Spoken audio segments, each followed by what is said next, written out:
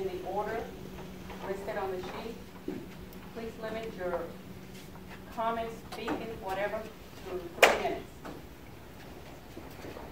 And no discussion or final action will be taken today.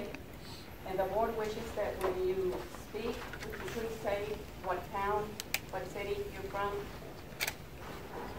and your name. Are we ready? The first one. The first to speak would be Tracy McLeod.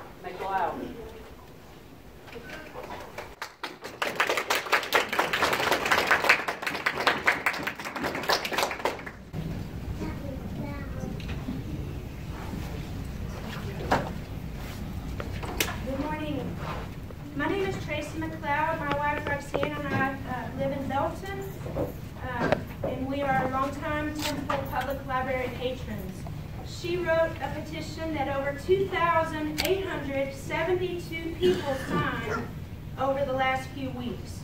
I printed the petition, the signatures, and the comments for you to review, but I would like to read a few points made in the petition for everyone here today. Article 2 of the American Library Association's Bill of Rights states that materials should not be proscribed or removed because of partisan or doctrinal disapproval. The ALA further states that libraries should not shrink from developing exhibits because of controversial content. It also states that the LGBT community's access to libraries may not be limited or prohibited because materials can often be censored under partisan or doctrinal approval. To put into policy or practice any guidelines that inhibit a librarian's ability to provide information to the public or to allow for the censorship of such information through an arduous approval process would go against the ALA guidelines. Stifling the representation of the LGBT community or pairing representation with information from religious or activist groups which might slander this community would contradict librarians' efforts to create a safe, inclusive space that provides information to the entire community. I sincerely hope that you will consider the ALA standards, and so do those who signed this petition. Thank you for your time.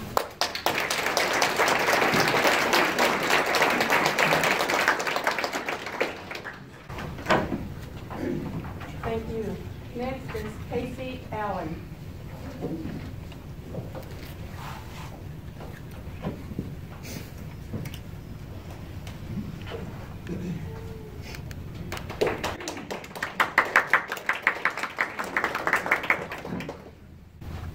Hello, my name is Casey Allen. This is my son Rex Allen. We are from Temple, Texas, and we are 100% against library censorship and display policies.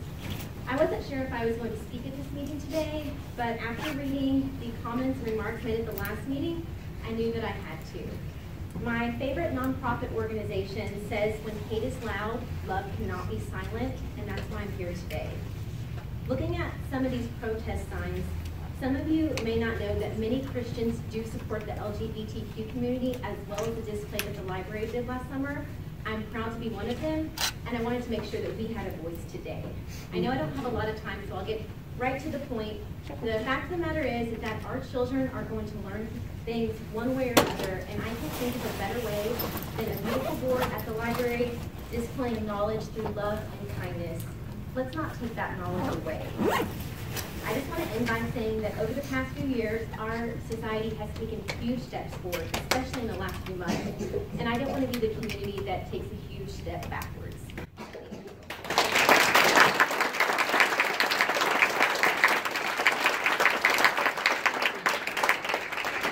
Thank you, Sally. Next up is Bob Blair.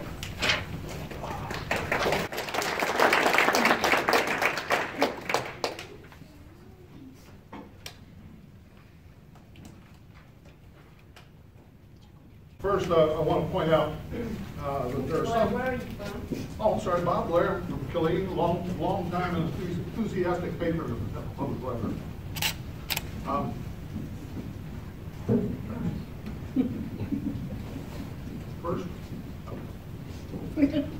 First, I want to point point out that there are some who want to make this a political issue. It is not one. And I condemn in the harshest terms attempts to create a partisan issue out of what is a library policy discussion.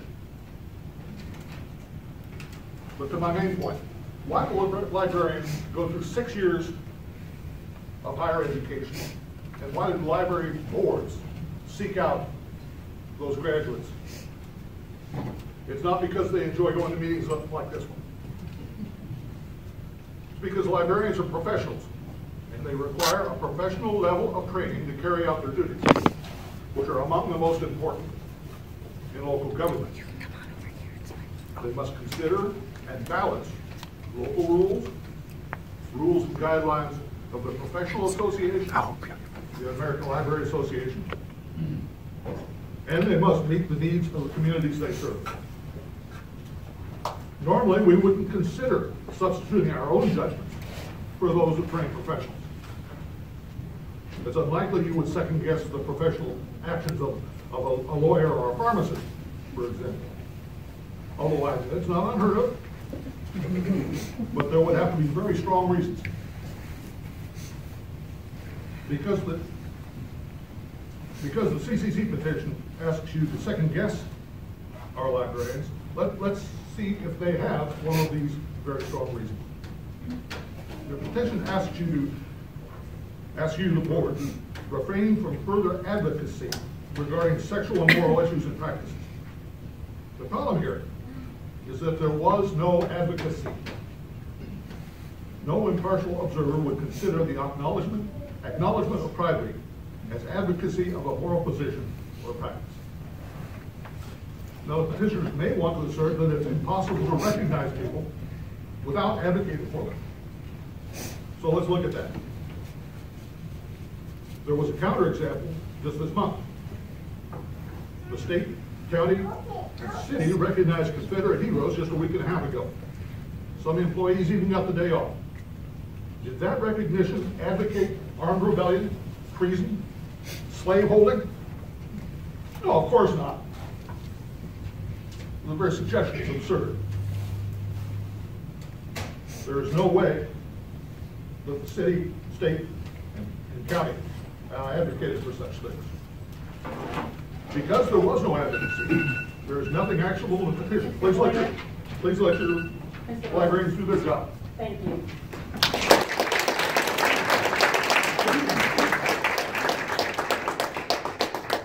Sharon Watson.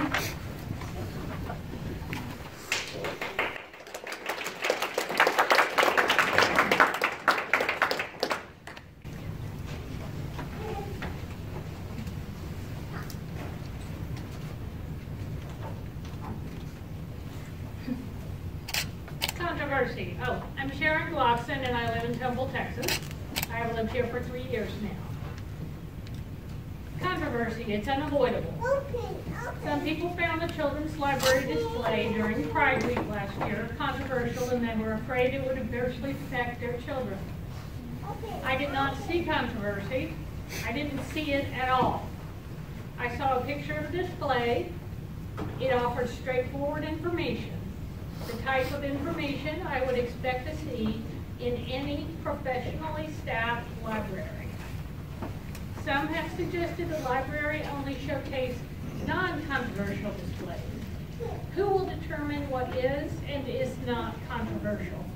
Controversy breeds discussion, and open, honest discussion promotes learning and understanding. Please allow our librarians who are highly educated and experienced in their field to do their jobs according to the American Librarian Association mandates. One of these mandates is the specific call for librarians to reach out to the marginalized and underrepresented, as was done with the Pride Week display. Thank you. Ms. Pangelo.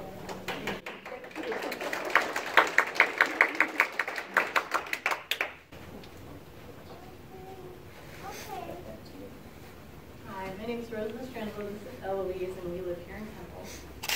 We're here to voice our support for the Temple Public Library, a place community, information, and entertainment. We're new to Temple, and I can honestly say the library has been one of the most positive and welcoming environments we've encountered. We look forward to our weekly visits where we participate in story time, chat with the librarians and other patrons, and peruse the collection.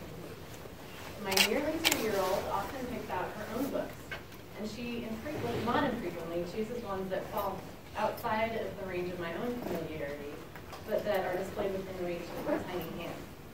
For example, this past December she picked up books about Hanukkah and Kwanzaa from a display about winter holidays. Our family enjoyed these books alongside others familiar to our own tradition about the celebration of Christmas. I appreciated the librarian's efforts to ensure that the winter holiday display was inclusive and encouraged children to explore traditions both new and familiar to them. When we learned that the City of Temple is now considering a policy that could restrict librarians' abilities to craft their own displays, we grew concerned. We understand the new policy is a response to a reaction from some about an LGBT-themed bulletin board and book display last June, a month that's recognized by the Law Library of Congress, as well as 2 former presidents, as Pride Month, in commemoration of a major historical turning point in the fight for civil rights for the LGBTQ community in this country. We fully support the right of the librarians of this library as trained and educated professionals to use their judgment and be guided by the principles of the ALA's Library Bill of Rights to design thoughtful and thought-provoking displays highlighting books in their collections.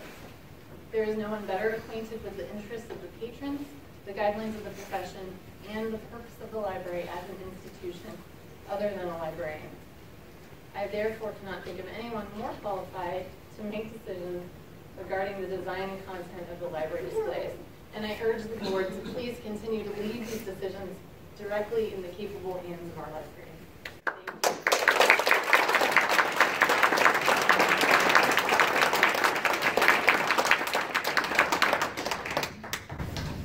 Gail Jacobs.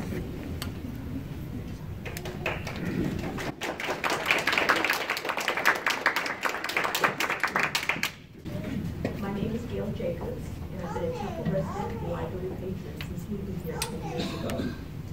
The purpose of library displays is to highlight materials in the collection that patrons may not know are available. LGBT patrons, and especially youth, may feel hesitant to request these materials. Displays such as the ones that took place in June tell these patrons, you are welcome here and we have books for you. LGBT parents love their children, they teach them their ABCs, bring them to story times at the library, and help them with their homework. They have a right to read stories to their children that are reflective of their own families. LGBT youth read literature that reflects their experiences too. Coming of age can be a difficult time, and literature helps us to feel less alone in the world. To say that these books are not suitable to display is to disregard these individuals and families and send a message that, even though they too pay taxes, they are less entitled to library services. The vast majority of books in the library represent traditional families. To suggest that a counter display is warranted, especially one that slanders and marginalizes a segment of the population, is shameful. Consider all of the LGBT individuals in the community. They are teachers, civil servants, doctors, and business owners. They are students, athletes, artists, and musicians. Imagine what Temple might look like without them and their contributions. City officials and citizens alike want economic growth, and with that comes social progress. People will think twice about moving their families and businesses to Temple if it appears that we are an aggressive and discriminatory community. Let the library serve everyone. Thank you.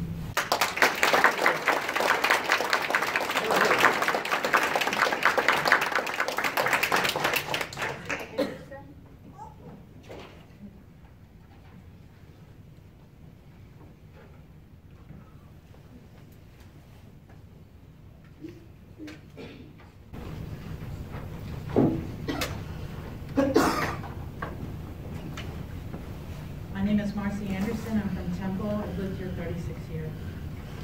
The altar of Moloch. Why are we offering our children up on the altar of Moloch?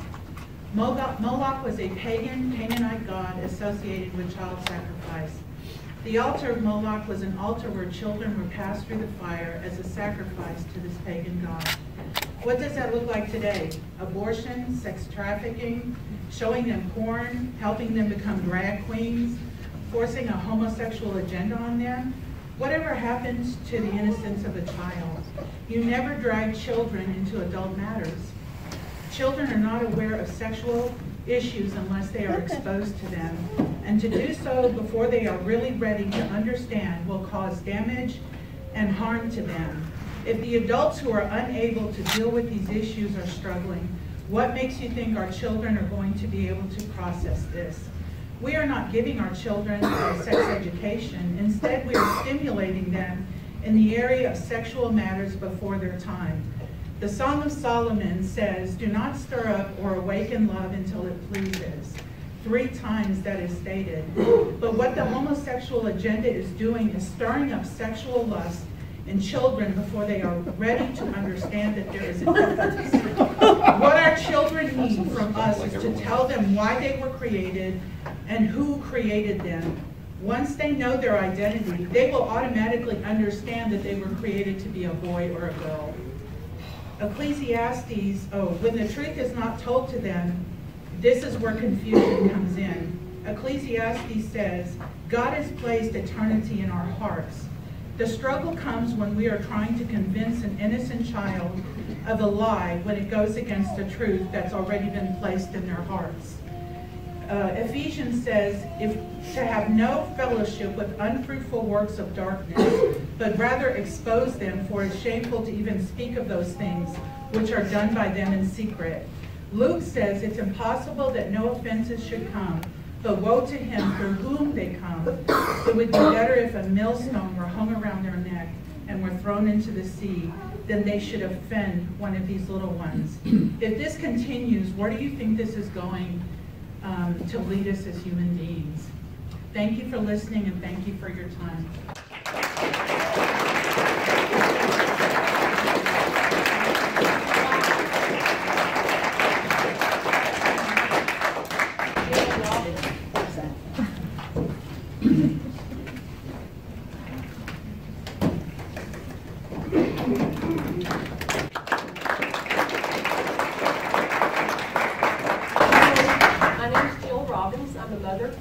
Grandmother, a nurse, live in Holland, Texas. And I thank you, board, for the opportunity to speak to you on this serious issue. I would like, first of all, to appeal to common sense and then to research. Common sense tells us that children need to have their innocence protected as long as possible, and that children who are sexualized too early or too much easily are victimized, and that we as responsible adults are supposed to be the guardians at the gate, to stand in the gap between the vulnerable among us and those ideas, thoughts, and people that would be their undoing. You know this, and yet because of a powerful desire to be inclusive of any and all thoughts and ideas, you have lost your reason. Some ideas involved are not worthy to be entertained. Others are just much too heavy or inappropriate for children. Common sense tells us that even the discussion, exploration, or celebration of heterosexual sex is taboo around children. How much more the alphabet soup of sexual expression celebrated by the LGBT community? That this whole subject is totally inappropriate for children, I feel like is a no-brainer. And you know as well as I do that it does not end with this display. Anyone who's gotten a glimpse of the lewd and debased behavior at a gay pride parade, or read the 1972 gay rights platform, which reads, and I quote, number 7, to repeal all laws at the state level governing the age of sexual consent. In other words, if I can talk a child of 2 or 3 or 4 or 10 into having sex, then they have given their consent, and therefore I can't be held liable for child molestation or abuse. Those behind this affirming exercise that was this display will not be content to stop here. They are not content to live their lifestyle in private. Their end game, by their own admission, is the grooming and seduction of our children. Common sense says you and I should know better than to be played by them. Now I will speak briefly to research. Extensive research by the CDC tells us that the LGBT community suffers from a much higher percentage of drug and alcohol abuse, domestic partner abuse, suicide, a host of sexually transmitted diseases including AIDS, and also mental health issues. Even websites catering to the homosexual community will admit the dangers associated with this lifestyle. Is this really what we want to promote and push on our children? Are we so eager to appear non-judgmental? Thank you.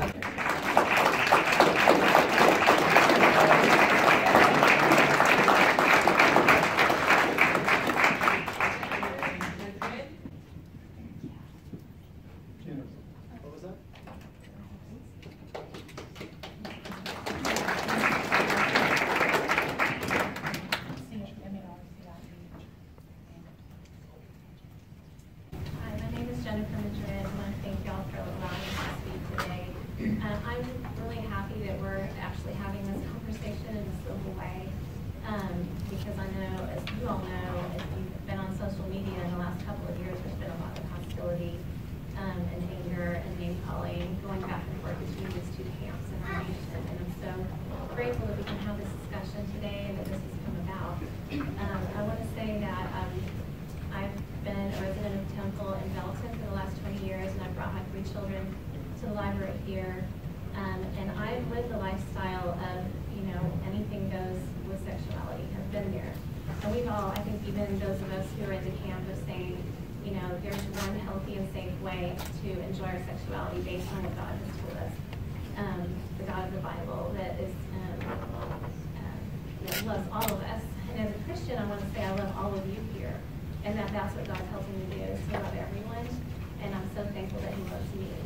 And I just want to say that those of us that are here saying we don't want our children told that any way is okay, that we don't hate anyone, we love you, and we're here to say that we believe that there's one safe and healthy way to enjoy sex, and that those who want to promote various ways to enjoy it are, going and kind of causing my children to second guess what I'm trying to teach them, which is that there's just one safe and healthy way. And I feel like the library, all of these years, y'all have remained neutral on this, and I think that was probably a good way to handle it. I'm not calling for censorship. Whatever is in the books in the library is fine. I think I'm speaking for all of us. It's not that. It's the promotion by the library of one camp or one school of thought over another to the children without the parents having a say. And I'm going to say, if you want to promote that lifestyle, okay, but it's going to have to be, the door's going to be open for anything, for whatever lifestyle anyone believes in needs to be displayed in the library to be fair to the taxpayers who pay money to run this library. That would be the fair way to handle it. I feel like the door's already been open, and so we're just going to have to allow any group that wants to promote their lifestyle to our children to have a display. Or we can go back to being neutral, but I think it has to be one way or the other. It can't be, we're going to promote one over the other with taxpayer money. It's not fair. And again, I'm not second guessing the librarian or the library, but I don't want my kids to second guess what I'm trying to teach them. And I feel like that's what's happening here. That's not fair.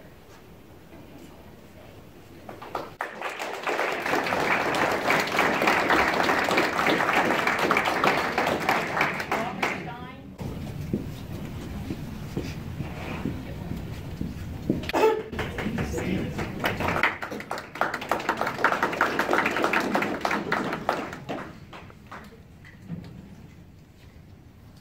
Okay, well, I'm here basically to address the board, asking myself why you serve on the board.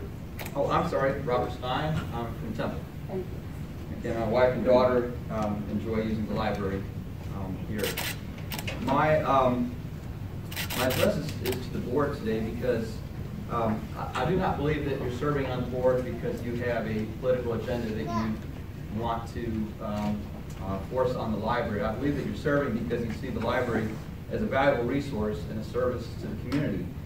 And so when you are a service organization, you do want your policies to reflect and preserve that vision. There are certain things that just don't make sense in a service organization, so I like to illustrate with a story. I was a travel agency, and as you know, they always have a lot of posters up, but one day another poster showed up.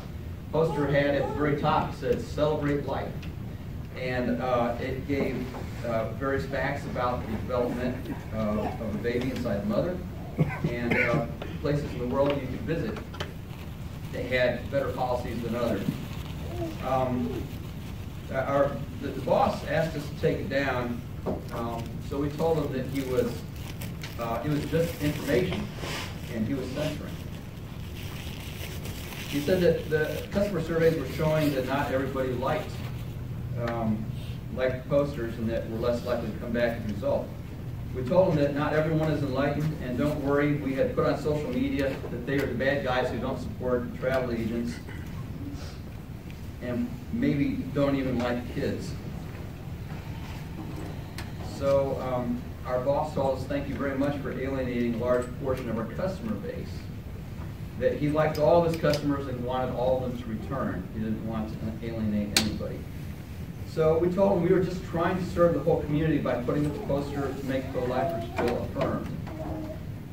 He told us that we could do that by smiling at everyone and giving them a great travel day. In the end, our boss didn't like any of our reasons for putting the poster up. I guess he saw his agency as just meeting the travel needs of the community. He was content with that. He thought that was a high and worthy calling. Please don't miss the message in the petitions. Regardless of how many people are on one side or the other, putting up posters that do take one side, and you can advocate for one side by only putting up information that supports and underlies particular political movements. It doesn't, and just remind you that refraining from political advocacy is not censorship. Okay, and I think you can see my point. Thank you very much.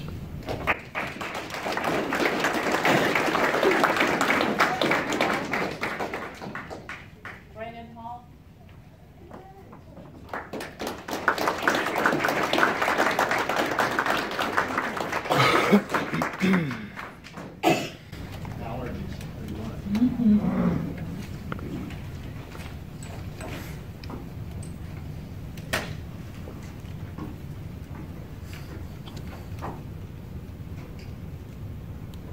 Very good. Introduce myself first. I'm Brandon Hall. I've lived in Temple for over 4 years now, so I'm a Temple resident. My name is Brandon Hall, as I said before. I'm a husband, I'm a father, I'm a pastor. I'm also running for state representative for District 55. So to say that this issue is not political is to be blinded to what's going on.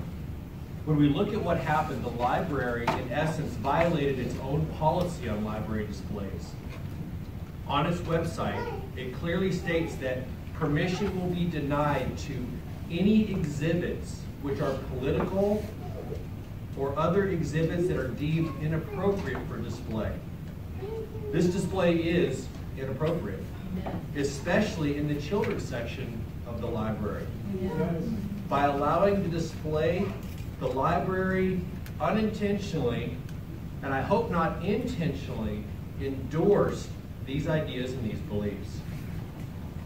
We can see as proof in the response from those who support this display and the LGBT community that this is in fact political in nature. This other group, this LGBT group, they have the ACLU, they have Planned Parenthood rallying behind them to get a petition signed. These groups are very much and extremely political, and it proves that this is a political issue. What's interesting is that the signatures that were received on the petitions were from many people that were outside of this community. Not only outside of this community, but outside of this state, and even outside of this country.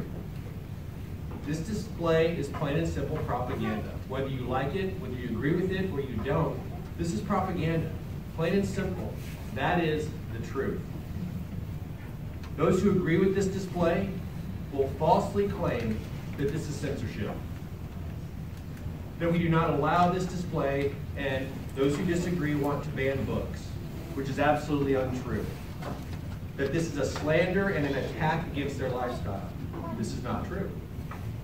At the same time as attacking those and falsely making these claims, the group will play the victim, as they've already done today.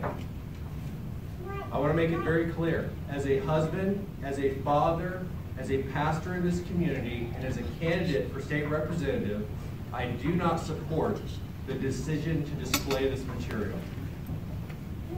If I were a part of the board, either the library or a member of the city council, I would have fought to not allow this display to happen in the first place.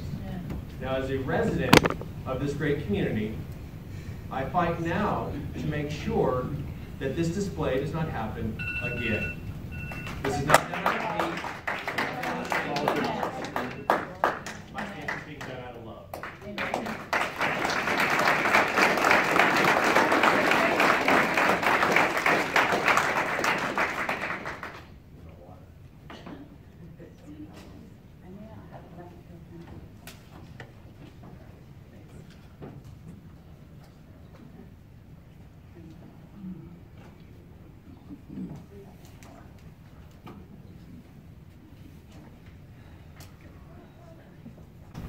Good morning. I'm Molly Gibson from Temple, Texas. Speak up, please. This right here. Good morning. Morning. I'm Molly Gibson from Temple, Texas. Thank you guys for just opening this room and letting us all come together. Thank you, library board members, for this opportunity to speak to you about the pro-LGBTQ displays in the library from this past summer. I am a parent who regularly brought my children into the children's section of the library, but who now feels an environment has been created in the library that is hostile to the values with which we are raising our kids. Temple, Texas is our community, and the library should not alienate anyone. No one. Not the ones who agree with me, nor the ones who disagree. That is why the library must remain neutral on issues of a sexual and moral nature. Having books in the library available on both sides of this issue is one thing, and I know they are because in the toddler section, I pulled out many for the LGBTQ, and I didn't come and say anything about that because information is information, and that's already there. This is different. We're talking about promotion here. And this library does have those, but putting up a display actively seeking to teach impressionable children that they celebrate lifestyles and directly undermine and contradict the values that are being raised within a home is not the library's job. That is promotion, period. It can be called information, but we all know that information can be used for propaganda purposes when presented to the exclusion of both sides of an issue. So, like, if we're gonna have a bulletin board next that are truly about those who are being bullied, which, by the way, I will stick up for anybody, whatever, LGBTQ, whatever, that's being bullied, I will not let anybody be bullied that way. I totally disagree with it as a teacher, no. But let me just tell you who's being bullied in our nation. These children that are preborn are being bullied. They're being sliced and diced under our laws. And the mothers and fathers of this room have chosen to oppress these children. And if we're gonna make a bulletin board, this is what I expect next for the truly oppressed. And if not, then we're being hypocritical. We're being hypocritical, all of us, me included, of this. So my point is, yes, this is another issue, but it brings out it. So thank you.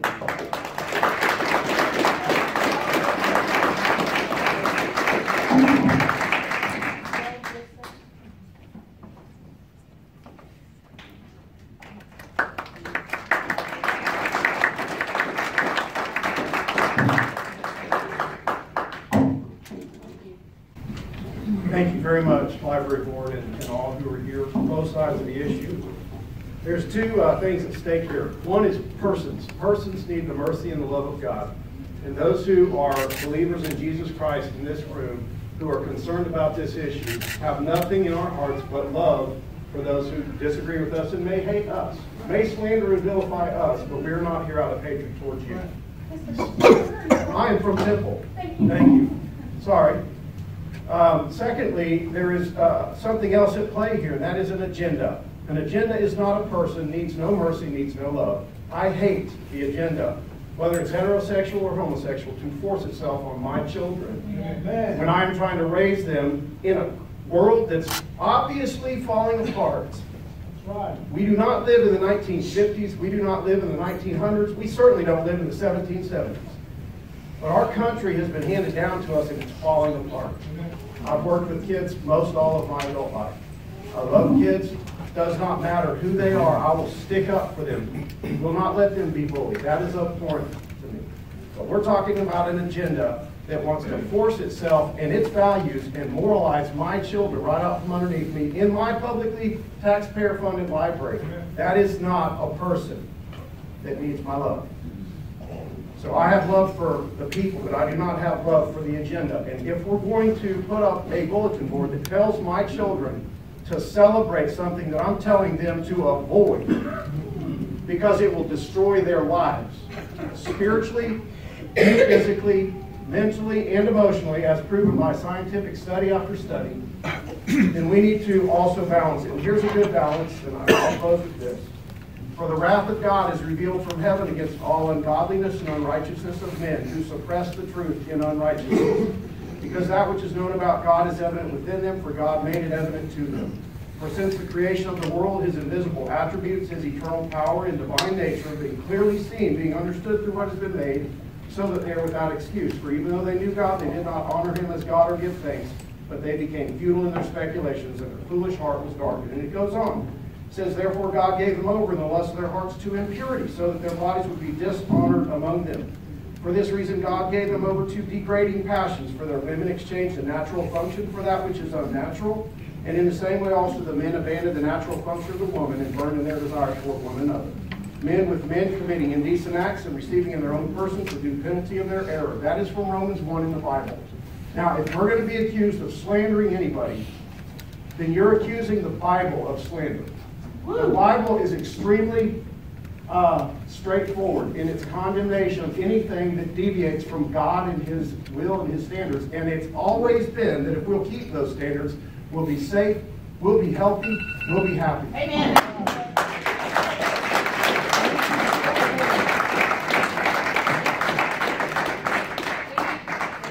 Petition has 960 Local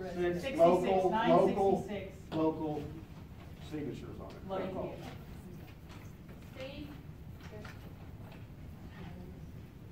My name is Steve Desjardins. I'm from Moody, Texas. I am not for blocking out certain groups or censorship or preventing access to information. I'm not against the library, and I'm not against the people of the LGBTQ community. I'm here to stand up for the children of our local community. Targeting impressionable children with displays encouraging dangerous lifestyles is simply wrong. There is overwhelming evidence to prove the risky nature of those living in the LGBTQ community. The Centers for Disease Control and Prevention website presents the alarming facts. I will share some examples. In 2015, gay and bisexual men aged 13 to 24 accounted for 92% of new HIV diagnoses among all men in their age group. Gay and bisexual men accounted for 55% of people who received an AIDS diagnosis. Gay and bisexual men are also at increased risk for other sexually transmitted diseases like syphilis, gonorrhea, and chlamydia. Gay and bisexual men and other men who have sex with each other have a higher chance of getting viral hepatitis, including hepatitis A, B, and C, which are diseases that affect the liver.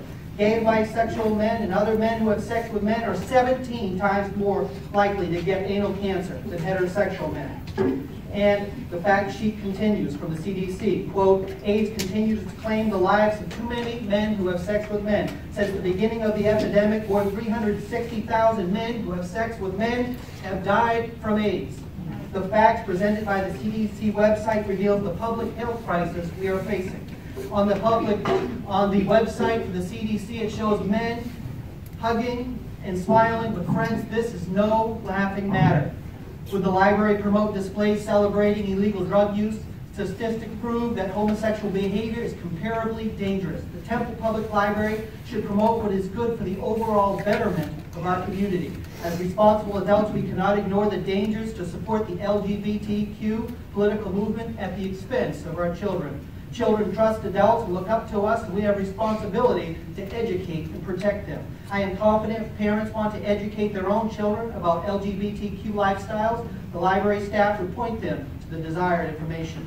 But it is best for our community for the library to stay neutral on such matters. Let's allow kids to be kids. Young people are often confused enough about their bodies, about their feelings, and about their sexuality. LGBTQ displays in the children's section promotes more confusion and encourages risky, dangerous lifestyles. Many young people experience same-sex attraction because sexual desires are variable. If same-sex attraction is validated by trusted adults, many children will become CDC statistics. For children encouraged down this dangerous path, the harm can be irreversible and even deadly. The Temple Public Library should not put up displays that celebrate and promote unhealthy lifestyles. Are we as adults going to love and care enough for children to protect them?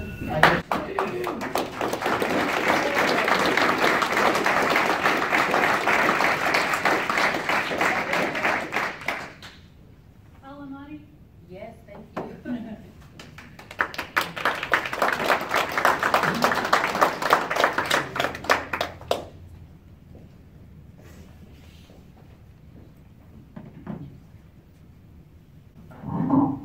Good morning, my name is Melissa Alamati. I'm a resident of Temple, Texas.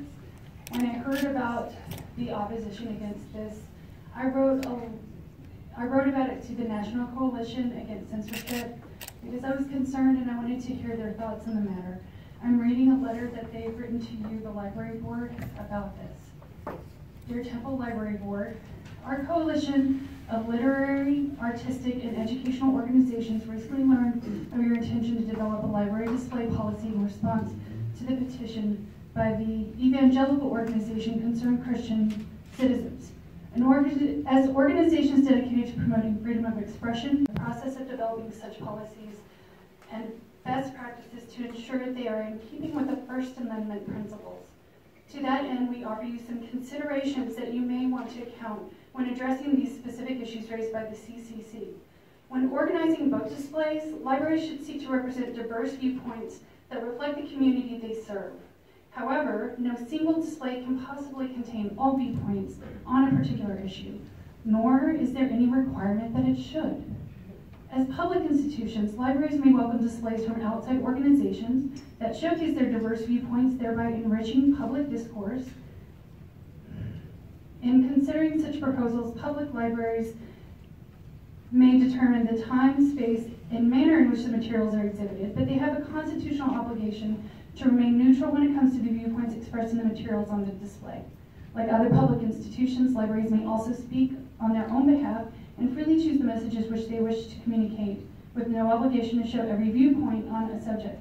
For example, a public library may choose to erect a display of books celebrating Jazz Appreciation Month, and need not also showcase books about classical music. Nor does a display celebrating free speech on the occasion of Banned Books Week need to include books arguing for the value of censorship, even if some members of the community hold different views on these issues. Currently, libraries are working to be more inclusive of a diverse array of voices through multilingual books, visual art displays, and performances reflecting their community's cultural traditions. Libraries are free to independently organize displays that promote underrepresented voices or that celebrate the achievements of marginalized social and political groups. Thus, a display celebrating Black History Month need not include books representing racist views. A display celebrating Women's History Month need not include books about the achievements of men. And likewise, a display celebrating LGBTQ Pride Month need not include books arguing the immorality of non-heterosexual orientations. Further information can be found in exhibit spaces and bulletin boards, an interpretation of the Library Bill of Rights, although it primarily deals with community exhibits rather than library ones. Thank you. Good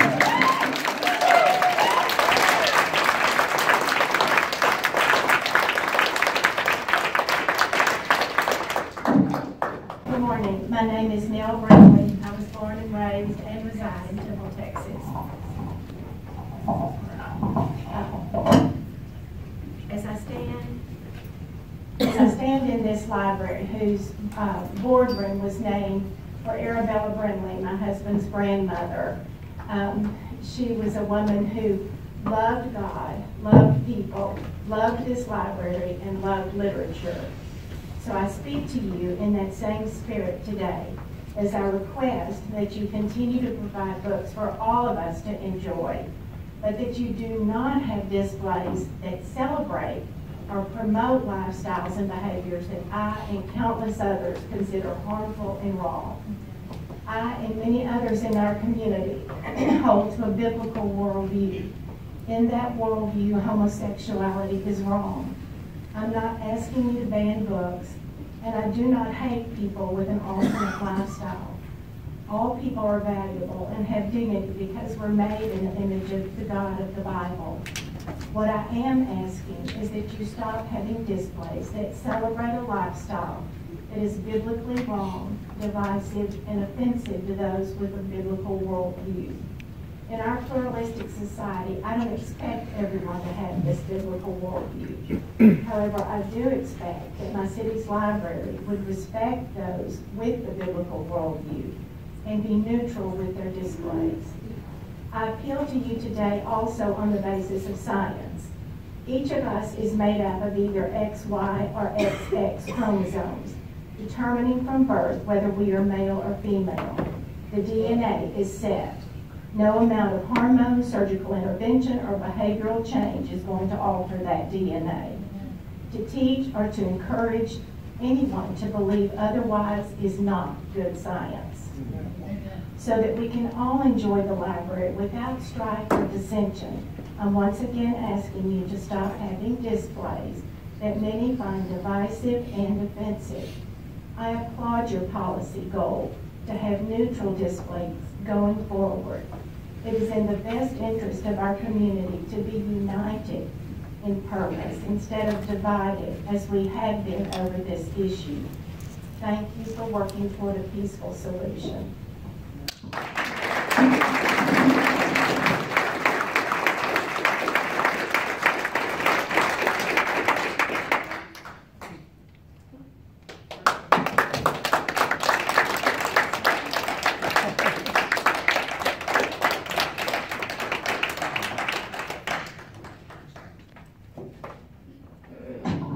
My name is Irene Andrews, and yes, this is what democracy looks like. I thank every one of you for being here today on Memorial Day.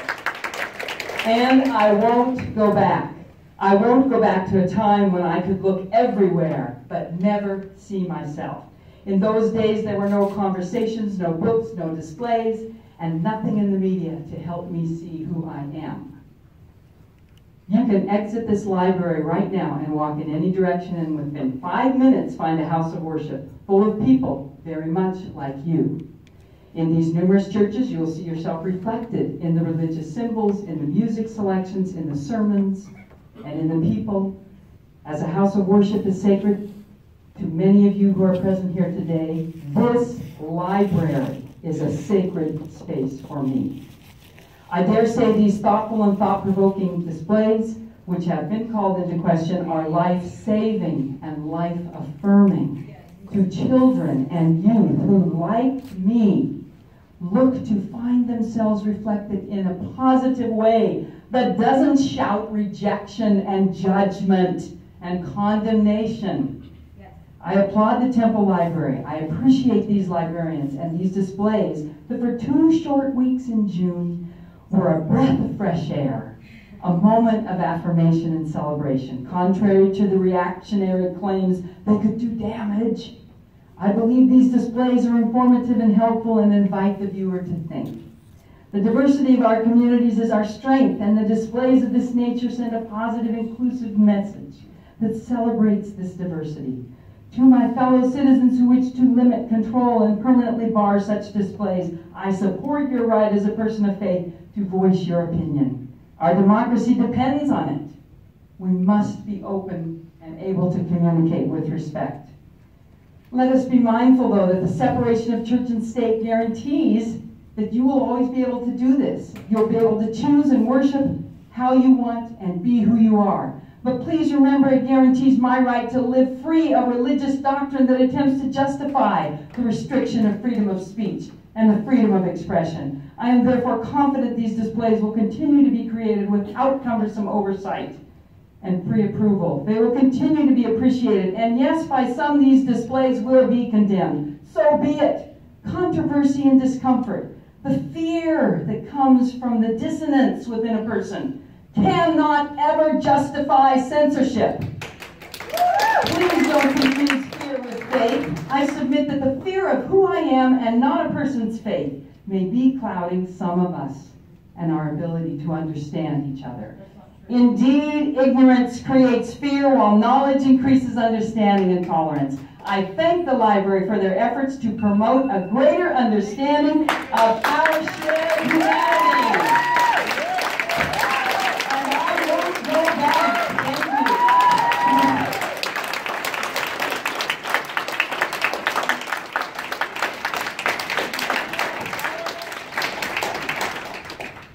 Sheila Oliver.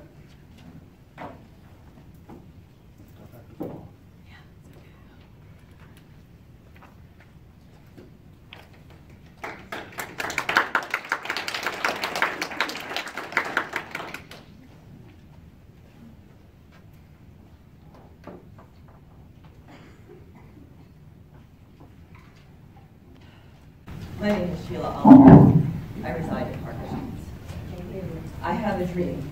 I'm sure we all do. We have a dream of being safe and having secure environments for our family and children. We dream that our efforts of raising our children will give them the tools to live their lives as adults in a forthright and stable manner. Dr. King and many others who were actively being pigeonholed into an impossible existence wanted to be afforded a chance to live in a safe and secure environment without wrath for simply existing, despite the beatings and admonitions of those who did not want to see those chains loosed. Scores of brave African Americans continue to leave their areas of marginal safety to pursue true freedom. Now here we sit in Temple Library with our own dreams. Instead of challenging your beliefs with my own, I defer to law and policy. Our First Amendment in part states, Congress shall make no law respecting an establishment of religion or prohibiting the free exercise thereof, or abridging the freedom of speech or the press. It was designed to protect unpopular speech. Popular speech often needs no protection from popular opinion. Nowhere in this amendment does it state that our Constitution guarantees only the rights of the CCC or MR, nor do the establishment or free exercise clauses provide the right to publicly discriminate against those who do not share similar beliefs. Observing the ALA's Articles 2 and 3, our librarians were exercising their legal obligations. They notably did not remove religious materials or right-wing conservative literature during the LGBT display, and if they had, I would have sided with your right to have your desired reading materials returned to their rightful places. Anywhere from 10 to 20% of our American community is LGBT or T. That is not a them number that applies to the entire U.S. collective. That equals 63 million people who continue to wish for the right to exist without persecution in our own country today. Hate can be applied liberally, conservatives. Alice Walker, the author of The Color Purple, said this of censorship: great literature is help for humans. It is medicine of the highest order. I know what The Color Purple can mean to people, men, women, who have no voices, who believe they have few choices in life. It can open to them, their view, the full abundance of this amazing journey we are all on. It can lift them into a new realization of their own power, beauty, love, and courage. It is a book that unites the present with the past, therefore giving people a sense of history and timelessness that they might never achieve otherwise. Even if it were not great literature, it has the best interest of all of us humans at heart, that we grow, challenge, change, encourage, love fiercely in the awareness that real love can never be incorrect. I have a dream. So did MLK. It has been a lifetime of dreaming now. I'm tired of that speech, as beautiful as it is. I want to change that speech to, I have an actuality, my nation that grows up and recognizes that all humanity is created equally.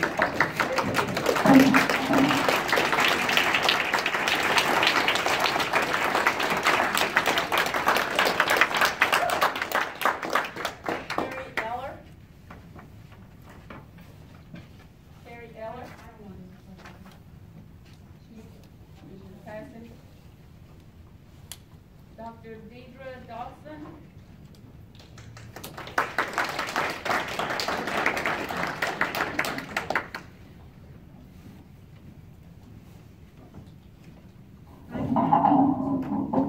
I'm Deidre Dawson. I'm a resident of Temple. I'm a mother of a recent high school graduate from Temple. And I also volunteer at the library in several capacities. As someone who spent most of my career as a professor of literature, I'd like to share with you some thoughts on the role of the library and on librarians. Liva Gray, a Texas-born author of young adult fiction, said, "The library card is a passport to wonders and miracles, glimpses into other lives, religions, experiences, the hopes and dreams and strivings of all human beings." And Lady Bird Johnson once said, "Perhaps no place in any community is so totally democratic as the town library. The only entrance requirement is interest." The message of these two quotes is that a public library is a democratic and inclusive institution whose mission is to provide the public with information and knowledge. All members of the community should be able to find information and resources about the issues that are important to them. And some thoughts on librarians. The Reverend Timothy Healy, who served as president of Georgetown University and then president of the New York City Public Library, wrote, "The most important asset of any library goes home at night. It's the library staff." Author Neil Gaiman famously noted, "Google can bring you back 1,000 answers, 100,000 answers. A librarian can bring you back the right one."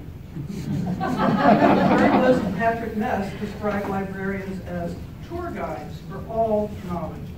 Librarians are especially trained to provide knowledge to the public. They know how to access information, how to circulate it, how to help people find the information they wish to find. Our librarians are one of the most important resources that Temple has. They guarantee freedom of information for all members of our community. To require librarians to submit displays for approval before placing them in the library would be insulting both to the librarians and to the public, and would restrict the free circulation of ideas. Hear, hear. To quote Nobel Prize-winning author Doris Lessing, "With the library you are free, not confined by temporary political climates. It's the most democratic of institutions because no one, but no one at all, can tell you what to read and when and how. The information is there for everyone. You are free to read it or not to read it. So please, let's allow the librarians to continue to be providers of information, free of censorship." Thank you.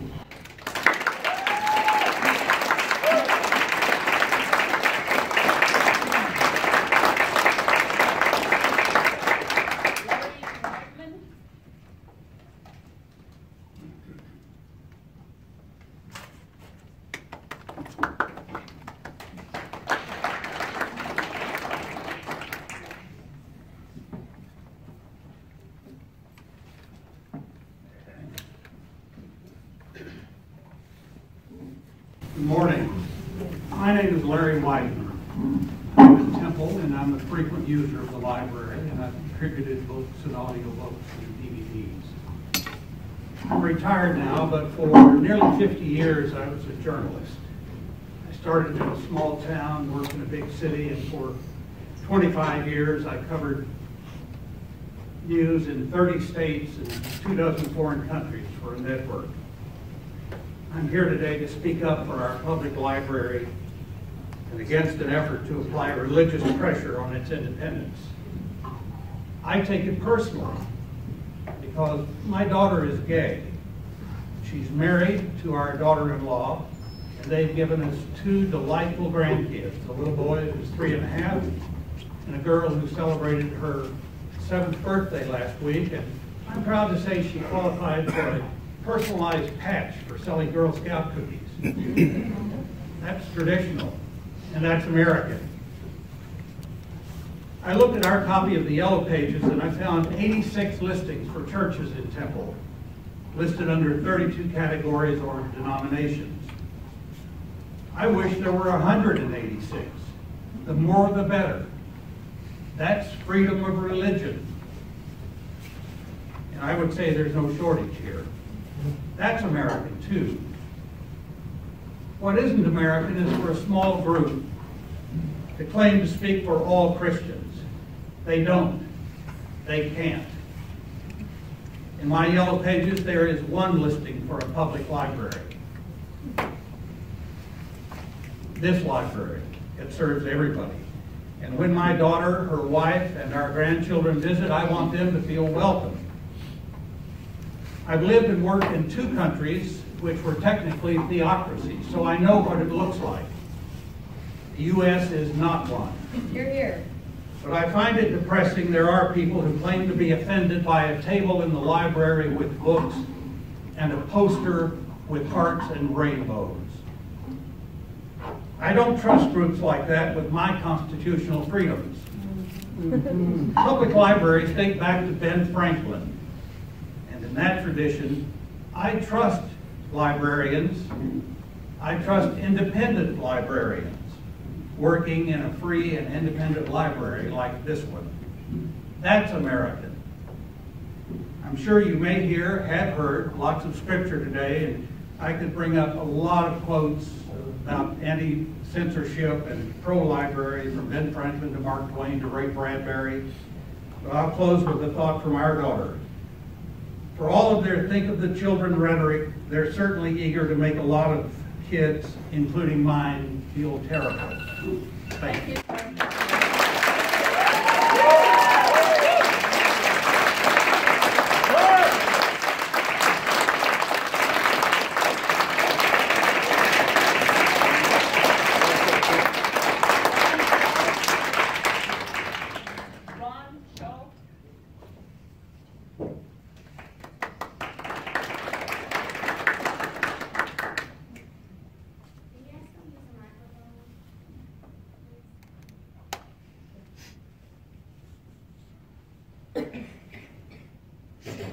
My name is Rod Shule.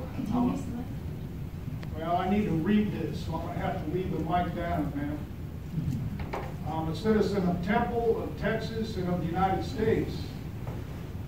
Thank you, God our Father, for your provision of liberty under lawful authority to speak to fellow Christians, to fellow citizens, and to petition governing authorities of Temple and of the Temple Public Library. And Christ be magnified in this meeting. Since reading about the Temple Library display last summer, I wrote a letter titled Due Regard for Founding Precepts Under God and on Behalf of Citizens, which I sent to the Temple Library and to the Temple City Government, and I hope was given due consideration. One of the main ideas in that letter was the concept of lawful authority, and this is a brief statement about that topic. Temple Public Library, under Temple governing authorities, has advocated in displays intended for immature youth the disregard, denial, and violation of long-established lawful authority, order, and institutions. The United States was established acknowledging that all citizens are endowed by our Creator, the God of the Bible, with unalienable rights of life and liberty under the laws of nature and of nature's God. And that the United States government is instituted and our United States Constitution is established in the year of our Lord, who is Jesus Christ, 1787, to secure these God-given rights and blessings of liberty by implementation of God-ordained lawful authority, so that no man and no governing body within the United States has lawful authority to deny these unalienable God-given rights, nor to violate this God-ordained lawful authority.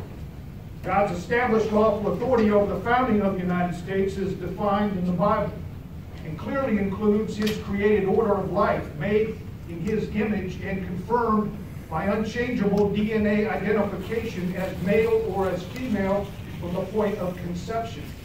And God defines His institution of family based on the union of one man to one woman in marriage.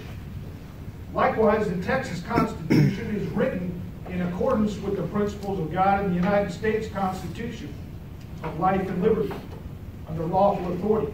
Therefore, the governing authorities of the United States, of Texas, of Bell County, and of Temple ought to promptly stop violating and rather return to lawful authority of God and under the United States and Texas constitutions, to stop imposing and submitting to unlawful edicts, orders, and policies, whether the denial of God's word and authority given in the Bible, the denial of newborn citizens' lives through Obamacare, or the denial of God's created order and institution of marriage. Texas, Bell County, and Temple should take the lead in standing and refusing lawlessness and in returning the lawful order and government.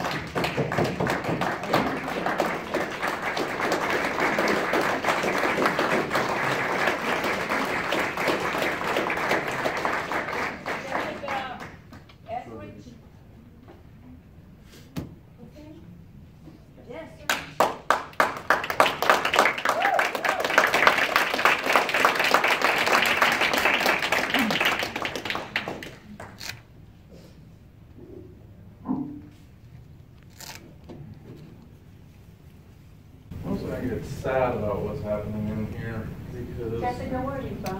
Oh, I'm sorry. My name is Jessica Gathridge. I'm from Temple, Texas. I've lived here since 1994. I got my first Temple Library card in 1994. And I'm mostly sad by this that's happening. It's good because it's democracy, but I'm going to take it down a level. Because there's families in here. There's families on both sides. And this issue is splitting families up and it's tearing them apart. And I'm a counselor too. And these displays, like the library does, can help and can heal families. They can move LGBT kids away from substance abuse and away from risk-taking behaviors. They save lives. They can reconnect parents who maybe came on a little too harsh when their kids came out to them. But this book that they found at a display gives them a little inroad, so they can understand, and then they call their son or daughter or child.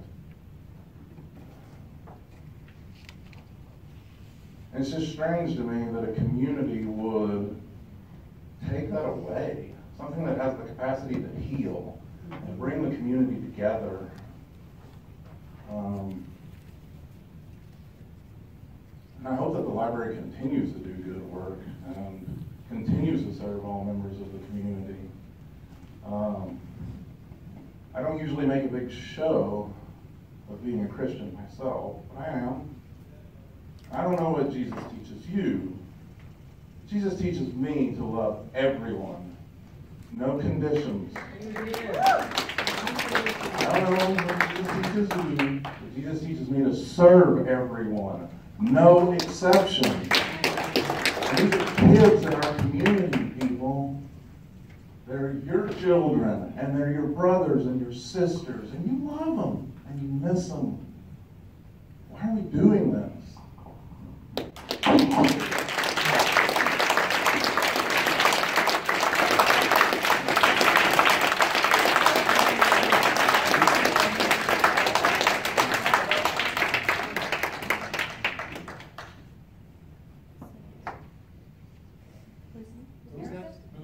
Erica?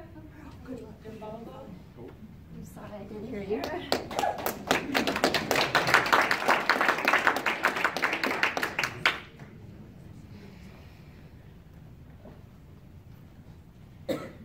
My name is Erica Gimbala. I'm a resident of Temple. Can't hear you. I was present at the first meeting where the topic of the LGBT displays was first discussed. While some were unhappy about the books on display, others were unhappy about the LGBT display, but stated that they were okay with the books being in the library. I hear you. I hear you that you didn't want the LGBT books displayed. Displays are powerful. I hear you. I hear you that you feel the LGBT displays did not belong in the children's area. Because I put the information right at their level. I'm here every week with my children.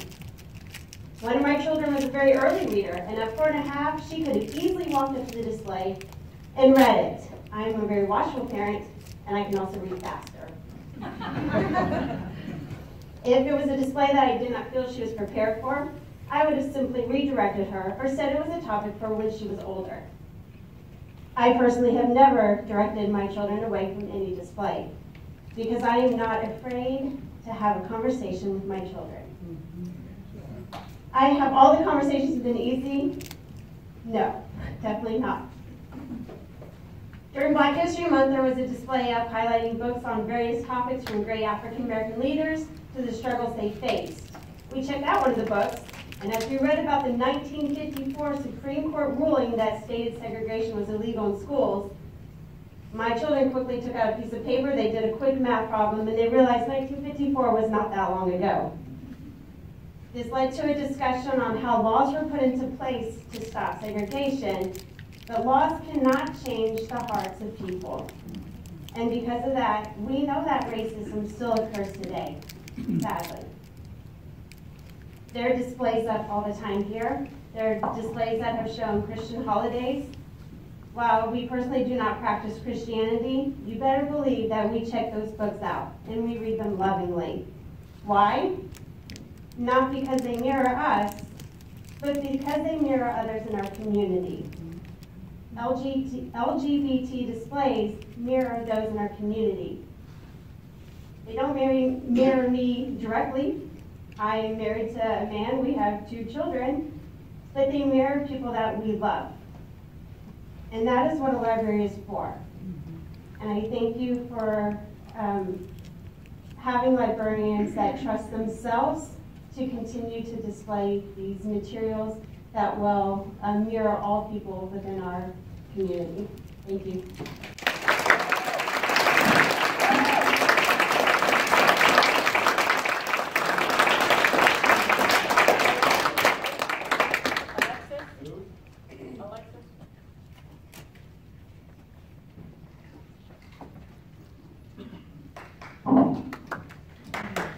Thank you for that warm welcome.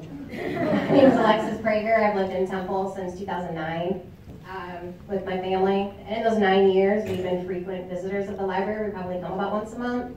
I love the displays that you guys do. I think one of my favorites is the banned books display that you guys do every year, which seems ironic now. I think that the LGBTQ display last summer was perfectly appropriate. The LGBTQ community are tax-paying, law-abiding citizens, and they have every right to be represented in our library. I hope that the library can continue to do their displays without any interference from outside groups and without any restricting policies. I have every faith that the library displays will continue to be appropriate and also relevant to today's society. I also have every faith in my family that if we happen to see something that makes us uncomfortable, that we'll be able to talk about it and that we will maybe learn something, maybe even from the materials that would be in the display by the library. Thank you.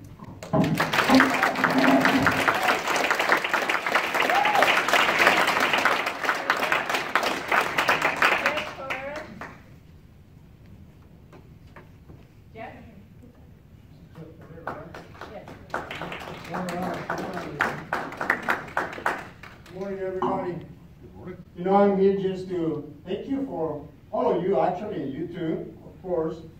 I just listening to all these things and I just thinking, what am I going to say? I mean, these guys are very eloquent, you know? I'm not. But I'm going to tell you a little bit about myself. Just quick. Can you tell us where you're from? No, I'm sorry, no man. I'm Jeff Ferreira, I live in Colombia. I've been in this community for 10 years. I love this community. Although, you know, there's some things we don't like. As usual, some cities we don't like some things. But I want to share something to you that you haven't heard over here. And this is it. When I was a child, I was given an adoption. And the guy who adopted me was a homosexual. I don't know those fancy names you use over here now. It was called homosexual in those days. And you know, apparently you have a nice life when you live with a homosexual. Apparently. He was a very devout Catholic guy. He gave a lot of money to charities. Oh, he was well known and respected in the community. But only God knows, and He knows the hell I lived as His child. Amen. Only me. And I grew up with that hell in me, and let me tell you what it was full of. Delusion, degrading acts, shameful lifestyle, bitterness, hateful, promiscuity, and nonsense. That's what it was, my life, full of it. Growing up for 37 years. What this did in my life, guys and gentlemen, and ladies, I get confused sometimes, okay? So don't worry about it. You will understand me at the end. Sometimes I cross some Spanish words too. So be ready for the dictionary, okay? But all these things draw me to depression. When I was 37 years, after seeing many of my confused partners, friends that I hang out with, after seeing them dying, desperation for not being able to fit nowhere. One day I decided I needed to kill myself. And I was going to commit suicide. But you know, I'm here to tell you today, there are miracles. I was atheist. And I dig into many things. Oh, actually, I went to a psychiatry, and the psychiatry one day, after many sessions, told me, you know what, Jeff? I can take all your money you want, but you know what? You're okay. You're gay. I'm gay too. I said, what? That was the last time I saw him. But you know what?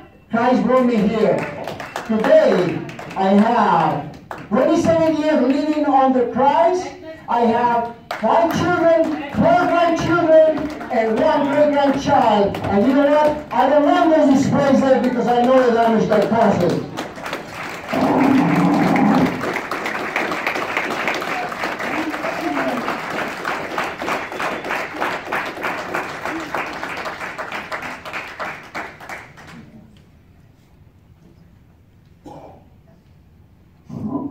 Thank you, Jeff, for your testimony.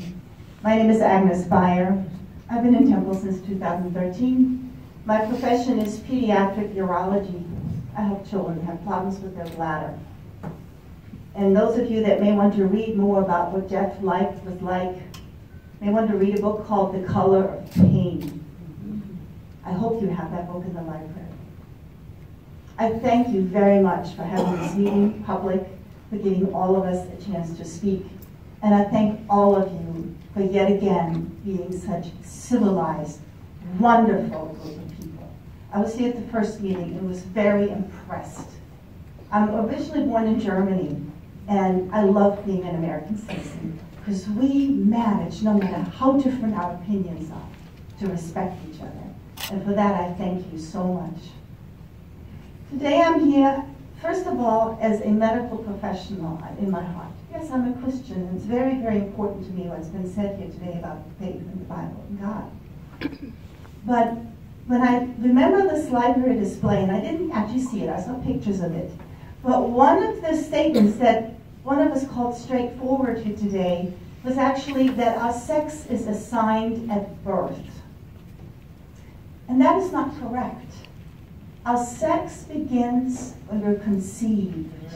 When the male sperm enters the egg, then a boy or girl exists at that point, in utero, from that moment on. Now, whether or not that boy or girl recognizes that and is always for the rest of their lives, understands that is a totally different story. It has a lot to do with what their experiences are. But the sex is not assigned at birth. That's very important to understand that. It's also not true that in this country, 20 to 25% of people are either lesbian, gay, bisexual, transgender, or any of those situations that can happen. It is between 2 and 3%.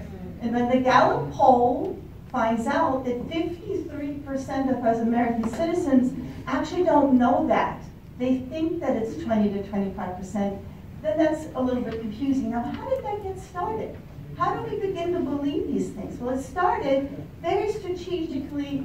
Let's take one point. In the mid-'80s, 85, it was Marshall Kirk and Hunter Mattson who wrote something called Waging Peace, a gay battle plan to persuade straight Americans. And that led to a book called After the Ball, how America will conquer its fear and hatred of gays in the 90s. Well, have we really? Really, what's happened now is that we've just been gotten used to behaviors by looking at them on TV. Kirk and Matson actually said very specifically that TV is the most graphic and intrusive medium for us to see this message.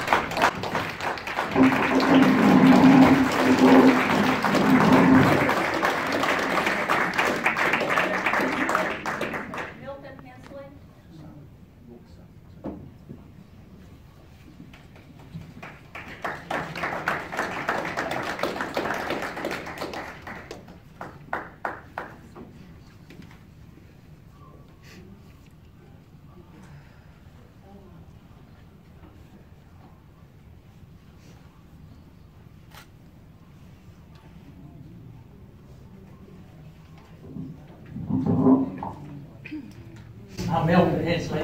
I live at 301 Mitchell Drive. I'm neither a Democrat, Republican, or independent. I'm a Christian. I'm not afraid of the gospel of Christ, for it is God's power unto salvation. The first thing in life that we should do is to do the will of God.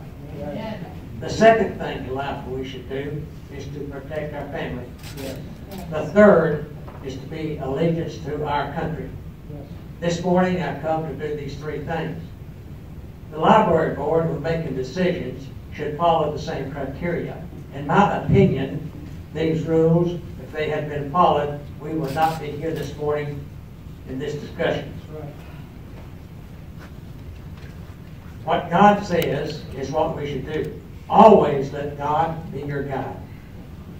True, this may not be what some people may want at times, and not the majority of the people who desire. But if you do the right in the sight of God, you will be right. I can provide you with scriptures that may be a benefit with you. We live in a great nation where we can make decisions such as we're doing this morning. Thank you for letting me come before you and tell you what my feelings are.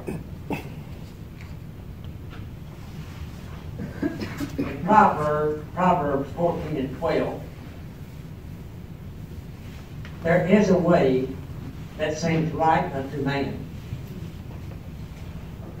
but to his way it is death. Thank you.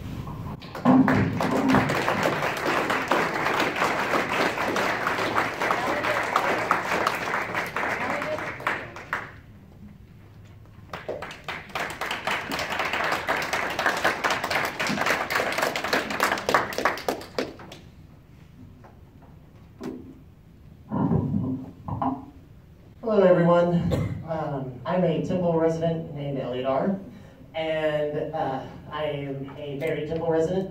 My wife and I have 4 kids who are also residents and all members of your library, and very much like that. So, there's something up here playing some kind of music. I don't know what that is.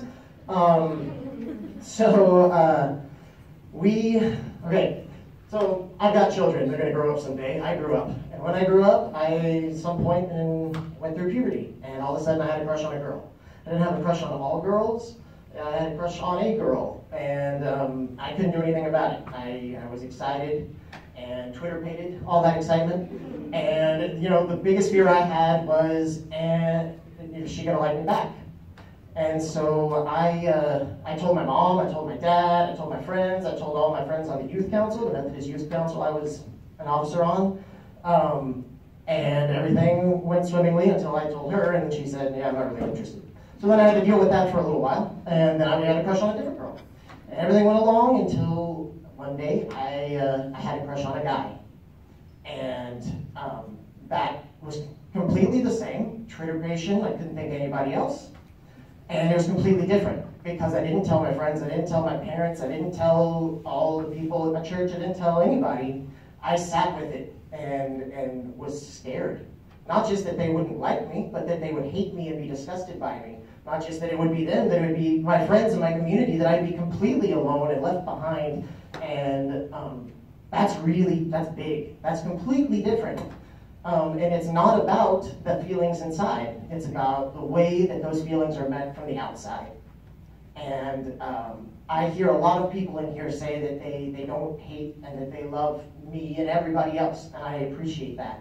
And I have to tell you, I went to A&M, and at least there, among that community, that wasn't the same. And for every one of you who's here doing the right thing, speaking your mind in a civil way, there are people who are willing to beat you up in a back alley. And I think it's not enough just not to hate. You have to show active love. And when the beat up in the back alley isn't even published in the paper, you might not be able to go stand up and say that you love everybody at that moment the way you can here. And I have to say that I didn't have information. The first time I felt that crush, I had the talk, I had a whole bunch of movies and books and everything that showed me Buttercup and Prince Wesley, and I thought, you know, it was going to be my life.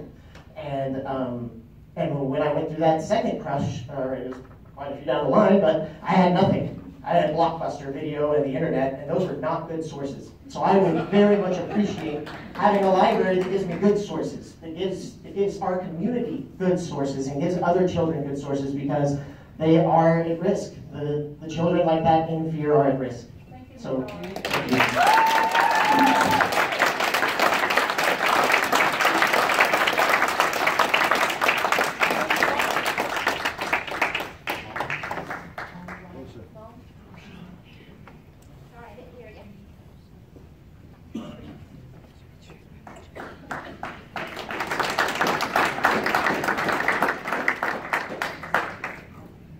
While she's going up there, can you call the next person so that they know? It would be C.J. Grisham. Oh. That would be you. I didn't plan that, I promise. I just thought it would go faster. Well, thank you. My name is Molly White, and I'm a former state rep here. I've lived in Bell County for 45, 46 years, something like that. And I live out in Zobsicville now, and I was here at your last board meeting. Thank you for giving us all an opportunity to come and share our views. I didn't really want to come today. I'd rather have been working with my cows and remodeling a house and trying to move out of a travel trailer into my home. But the Lord just kept pushing me to come. And I sat back there and listened, and what I saw was just confusion. One side thinks the other side hates them. The other side says, no, we love you. One side thinks we're trying to censor books. The other side says, no, we're not trying to censor books.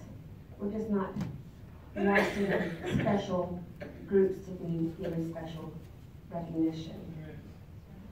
And when I was thinking, pondering on coming, I'm a strong Christian. I've been following the Lord for a good 25, 26 years. And I've had to face a lot of truths that I didn't like to face. And I think that's what's on the table today, is truth. We don't want to hear it, or we want to express it. And the truth is, the fear of the Lord is the beginning of all wisdom. Amen. And I fear the Lord because He is the great I am, the Alpha and the Omega. He created you and created me. And I love Him because I love truth. I'm a truth seeker. And the only place you're going to find it is here. And a lot of it I don't like, because I have to face myself and my own sin, my own weakness. And I have to change. I have to repent. But what's on display here is the truth. The truth is God made man and woman. And man is incomplete without woman, and woman's incomplete without man. We're here as co-laborers to rule, produce, multiply, and fill the earth that God gave us. We're not here to promote one or the other. What we're here to do is hate sin. We love humans. I love every human being. I fight for them. I die for you. But I won't tolerate your sin. Because God gave me a glimpse of hell one day. And let me tell you, I wouldn't want my worst enemy to go there. There's no love, no peace, no patience, no kindness, no goodness, no mercy. and no self-control in hell. All I have to close with is, the Lord sent me to say, woe to you.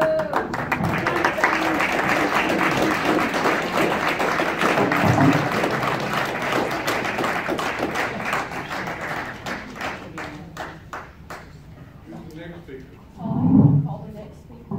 Sorry. Amos Martinez will be next.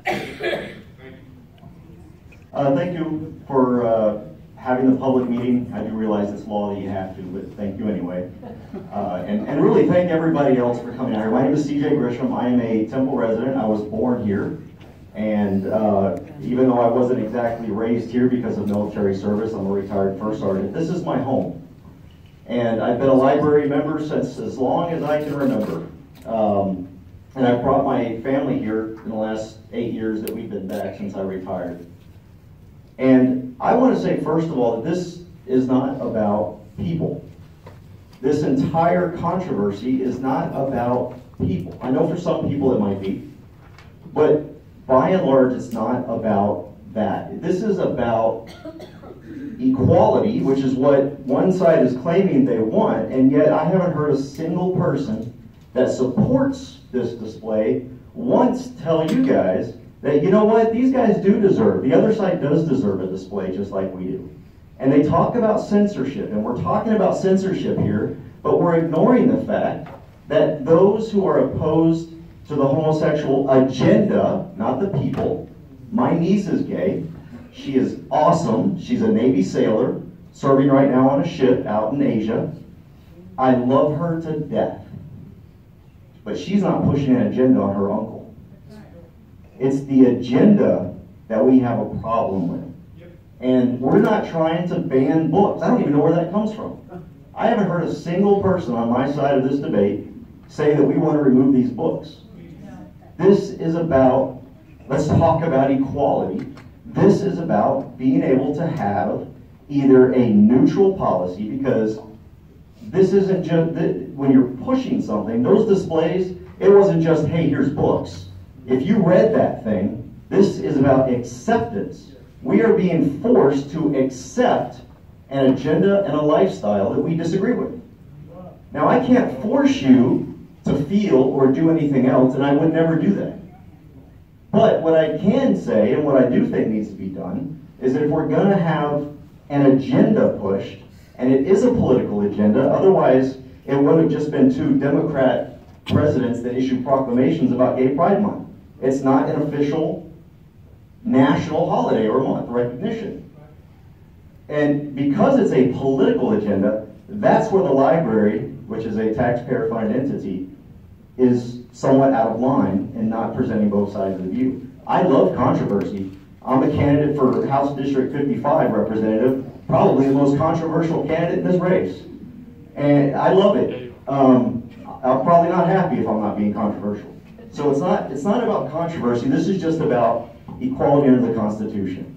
This is about government accountability. Because the library is taxpayer funded, it should not be pushing any agendas. It shouldn't be pushing a Christian agenda, shouldn't be pushing a gay agenda, shouldn't be pushing a male agenda, shouldn't be pushing a Democrat agenda or a Republican agenda. We just want equality.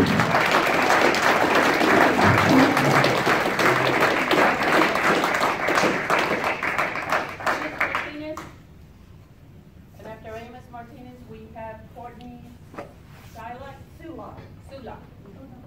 Next. Is Mr. Martinez here? Yes.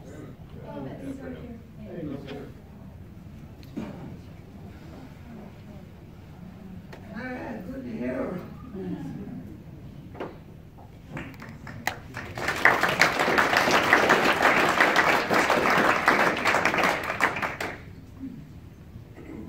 My name is Amos Martinez.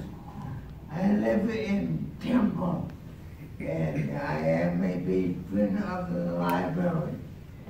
And what I want to do is just provide you some information that you can't consider.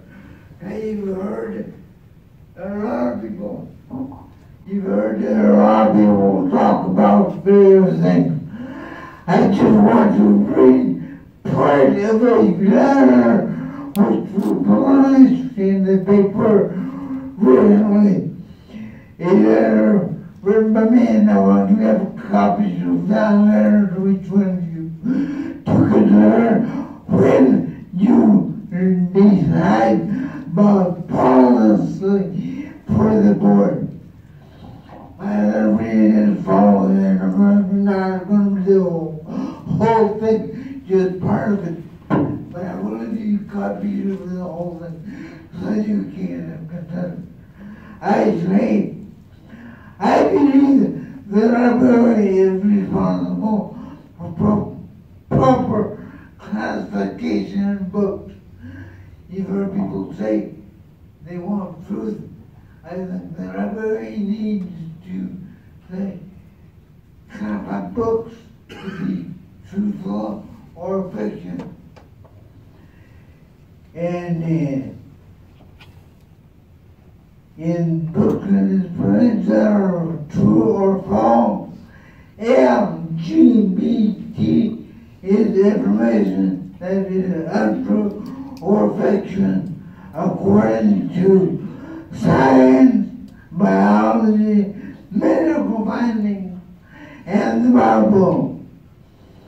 In science, everything is positive or negative. There is nothing in between. In biology, there is only male or female. In the Bible, there are only two sexes. God created us male or female. He didn't create anybody to be L or G or B or D or anything else. Just male or female. No, in the Bible, there's only two sexes.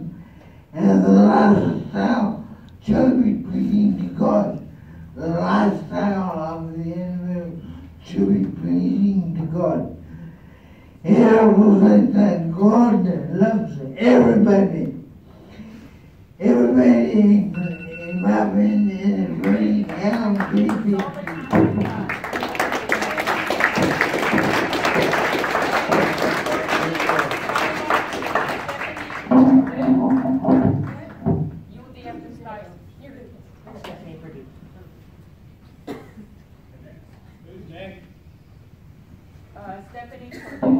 Hello, my name is Courtney Suwak, and I live here in Temple, Texas. I'm originally from Ranger, Texas. I've been here since 2011. I moved here to be closer to work. And I've always loved Temple. I think we need to be diverse, not divided, as our country has become. As per Mother Teresa, if you judge people, you have no time to love them. And I've heard our heart should be filled with love, not hate. And I am a Christian. Has Jesus not taught us to love one another, not a select group? I praise the Temple Library for opening up to the public and the librarians for standing up for the public. This library is public, not for a select group. And I'm not going to have material censored. It's just like the Nazis did back in the 1930s. They censored books. Why do we do it now? We're not going to go backwards, we're going forward. The LGBT community is just like us. They're not different, and it's all I've heard is lifestyle. They're just like us. We're all one, created in the image of God. And I'm not going to stand to be told what I should read and not read. And I am a Temple resident, tax-paying citizen. And my tax dollars shouldn't be paying for a selection of what I can read. Thank you for your time.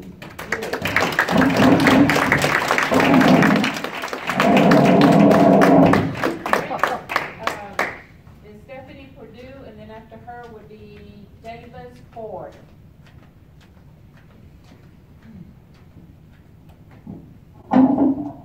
Hi, my name is Stephanie Perdue. I am not from your community yet. I do live in Austin, Texas, but my husband and I are looking at moving to the area, which is why I'm here today speaking. So I appreciate the moment to be able to do that. First of all, I am a transgender woman. My teacher proudly announces that. My pronouns are she and her. I appreciate being used to be talking to me after this event. But I'm here to talk about libraries and how important they are. Because in 1978, when I was 10 years old, and I was coming to terms with my gender identity and my sexuality, and I knew I was attracted to boys, and at that time I was identifying as boy, but didn't feel quite like a boy, I didn't know what I was. The library is where I found myself. Like somebody said earlier, I didn't see myself reflected in anybody. There wasn't an internet to talk to. There wasn't anybody out there, it was just me. And I was so alone, and I was so scared. And I can tell you that picking up the books that told me that I was an okay person, that yes, God loves me, that yes, other people love me, was a thing that saved my life. It absolutely saved my life, and you can't take that away from people. I understand it's scary to have conversations with your kids about somebody being different, but you know what? It opens opportunity for you to have that conversation. I don't care if you want to tell your kids that you don't approve that I'm a trans woman, or if there's a lesbian woman, or a gay man, or whatever you might not accept. That's perfectly okay. But to hide that people are different is just not okay. I just ask you to respect one another. Thank you.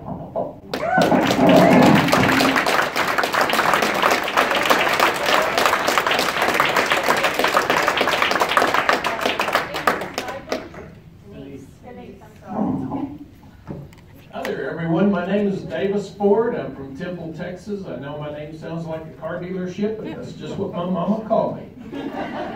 And anyway, I'm here just to share with you, let's get back to some basics here, okay?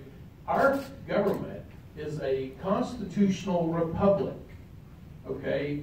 The problem is, most of you in this room, I could probably point to a handful of people that know what a constitutional republic or a republic is. A republic and a democracy are about 180 degrees apart, just so you know. Okay, what does a constitutional republic mean? Well, in a republic like ours, we elect our representative. Okay, we've got a couple of people running for office in here today. Okay, most people would get that. We have rule of law. Okay, it's not just personalities that dictate what goes on. Our form of government, we have checks and balances. We have a triune government. We have the legislative branch, the executive branch, the judicial branch. Okay, now stay with me, guys. Is wondering where I'm going with all this. But in a republic, there's one thing that is extremely important. Otherwise, we just become a democracy. What's a democracy anyway? Somebody, you can do it in 2 words. Define a democracy. Mob rule. Mob rule. It's majority rule, mob rule. Okay, that's a democracy. Okay, what keeps us from being a democracy? Point number 4 of a constitutional republic is unchanging principles and values. Okay, well, we have the People's Republic of China. We have the People's Republic of North Korea. We used to have the USSR, the United Soviet Socialist Republic. How are they republics and we're a republic? Well, their republics are based on socialism and communism. What's our unchanging principles and values? Christian principles. Scriptural principles. Okay, this board is a civil government entity. As a civil government entity, we're underneath this constitutional republic.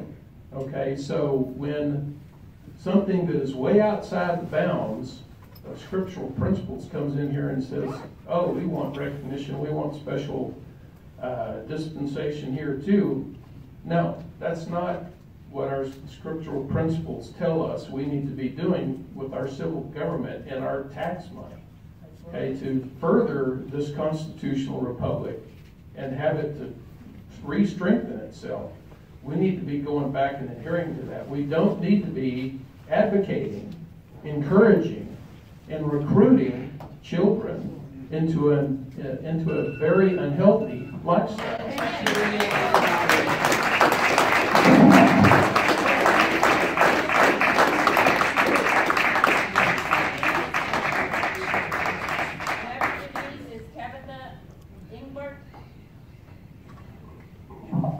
My name is Denise Seibert. I moved here to Belton in 2011. And this National Coalition Against Censorship letter that you were sent, they're not of the community of Belton or Temple or the surrounding areas. Did the board members look at this organization and some of the people that are on their group members? Free Speech Coalition is a pornography and pro-prostitution advocates that are a national trade association for the adult industry. Woodhull Freedom Foundation advocates total sexual freedom, legalizes prostitution, bondage, and sadomasochism. Sexuality Information and Education Council of the U.S.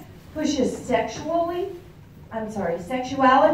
education, and homosexual transgender programs in public schools across the United States. Lambda Legal sues organizations, businesses, and the government to further LGBT agenda. Remember, this is the National Coalition Against Censorship board members. Planned Parenthood Federation of America, we all know them. Americans United for Separation of Church and State, major pro-atheist group, works to get religion purged from society. Catholics for Choice, Catholic pro-abortion group, and Peoples for America Way, America Civil Liberties Union, major left-wing activist groups that target conservatives across America. That's the letter you received, is from the National Coalition Against Censorship. This is some of the groups that support the letter you received. See, a library is not a place to set standards or teaching standards other than the families of the community. We always, as parents, want to protect our children's hearts and minds. It is the families that teach children moral and sexual values, not the library's place to promote. See, the LBG community is already represented in books. But this is about a special promotion. The flyer promotes an unhealthy lifestyle. The flyer also promotes sexual and moral values and issues. The libraries are funded by the community. Are you representing your community or a moral and sexual issue? I have unchanging values. My parents taught me my values. I have taught my children moral and sexual values, not the library.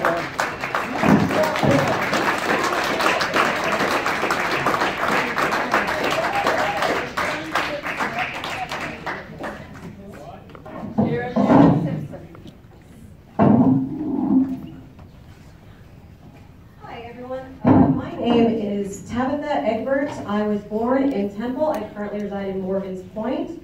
I am a 6th generation of Bell County, Texas. I was raised Jewish, if you can believe it or not. There are some among you. And I'll clean that up later. You can bill me. I would like to protect the library's staff rights to provide information regarding the LGBTQ community. Do not put in practice guidelines that inhibit librarians' ability to provide this information. Justice Lewis, the Supreme Court Brandeis, said more speech, not enforced silence. LGBTQ is not offensive. It should not be considered so. Transgender are not a diagnosis or an identity crisis.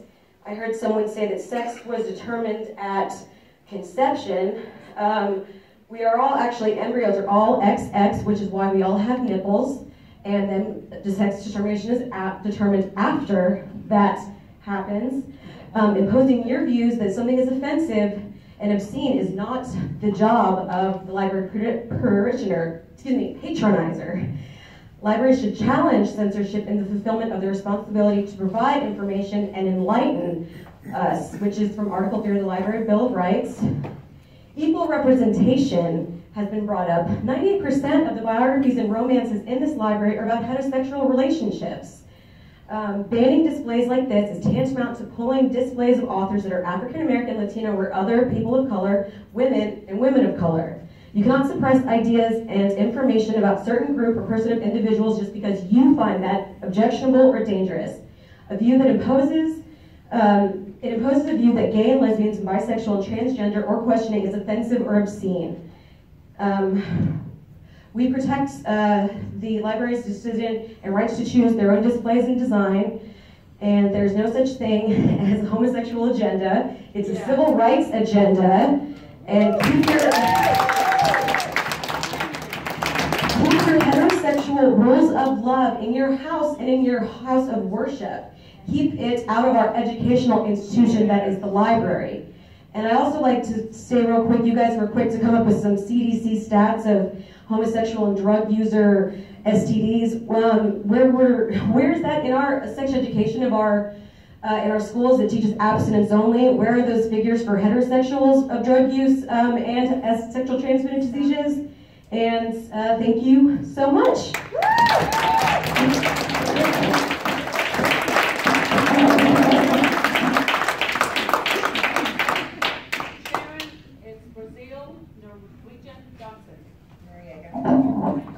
Hello, my name is Sharon Simpson. I'm a resident of Temple, and I have a child who also comes to the library here.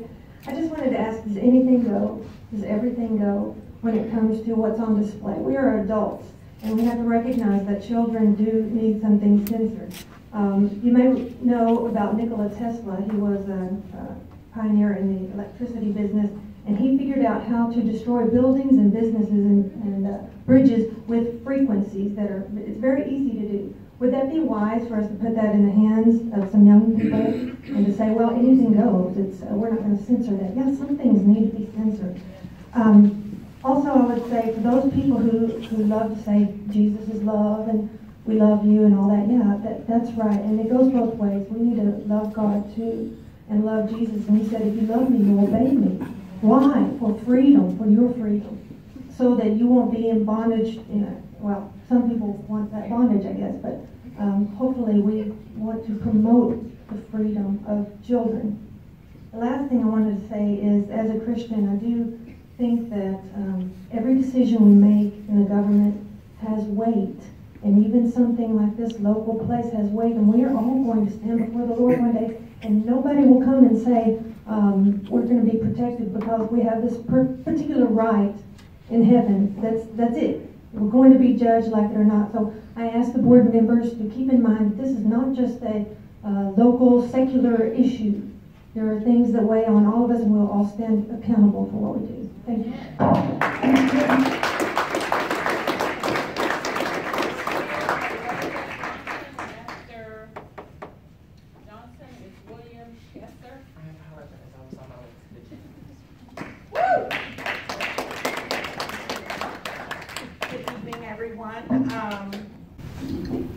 I was on my way to the gym, so I apologize for my appearance.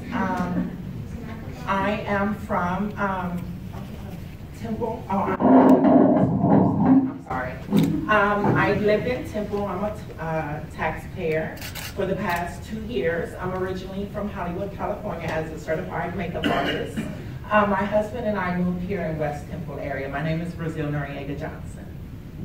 I'm also a wartime veteran from the United States Army, rifle volunteer that goes to adopt children that are unwanted. I'm a Sunday school teacher at the church I go to for special needs individuals, as well as a volunteer within the city in elderly homes. I'm also a child of God and an STD-free trans woman.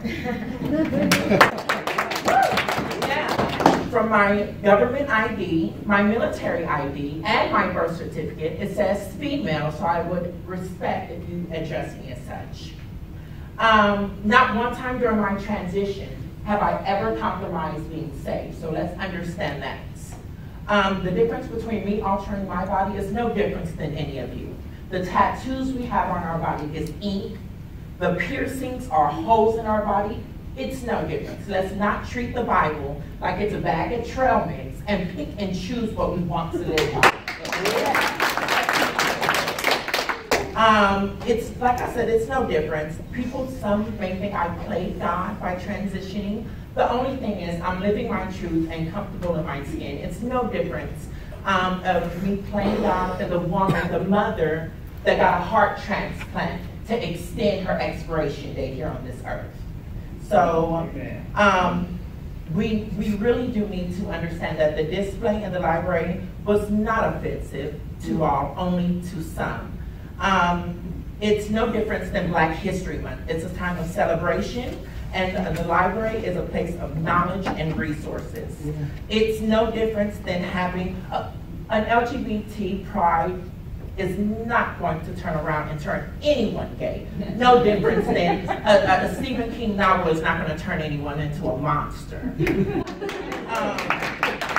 Although Temple is an older city and it's growing, we have to face the fact that we cannot be ignorant. And the public library is exactly what it is, a public library and not a library bookstore. Thank you.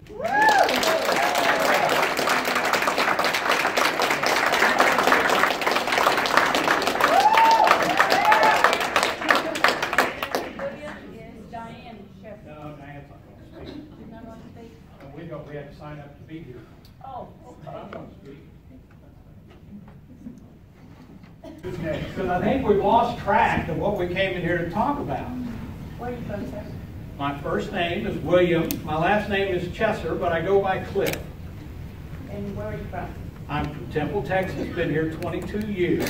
That makes a difference. To address the issue that was first brought up about being professionals and having degrees, I have 2 degrees.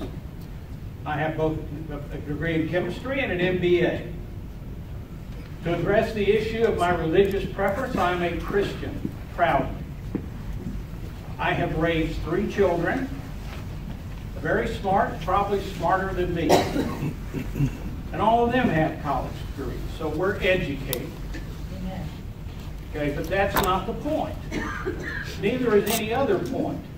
The gentleman who had a decent point was the fellow back there with the tail in the back. I saw him with the camera, we talked about it. Is that when he got into puberty, he didn't know who he was. Now, puberty comes along somewhere in the early teens, and all 3 of my kids, for all their brilliance, and one of them was going to school and learning how to program a computer at 13. But when his hormones turned on, he was as confused as I ever was. I'm old enough. In fact, there was a test on Facebook the other day, and I took it. And I'm officially older than grass because I scored 20 out of 20. I was in middle school when we integrated. I was in high school when we integrated the colleges. I have lived through all of these things that we're talking about, and that's not the point. The point is that when I went to the library in my little hometown in Oklahoma, until I got to high school, I didn't go looking for grapes of wrath. How many people in here actually know what grapes of wrath is? Thank you. Well, because they thought it was not appropriate for children. They kept it behind the desk. And if you were an adult, you could check it out. They did not censor the book. They did not ban the book. But they recognized the innocence of childhood. Amen. That's what this is about. We're not saying, we don't want, I personally don't want to eliminate any books. I read books all the time, Sam will tell you that. But what I do want to tell you is that you have to protect those innocent minds until they get old enough and go through to question and gain knowledge of who they are and seek that.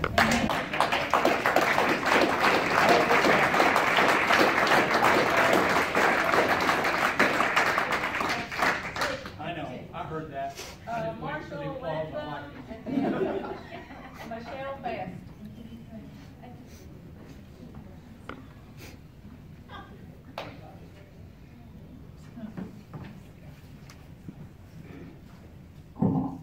I don't know if I'll need this, but I'll use it anyway. My name is Marshall Latham. I've been in the Bell County area. I was figuring it up about 9 years. Been in Killeen for about 4 years and moved over here to Temple Belton.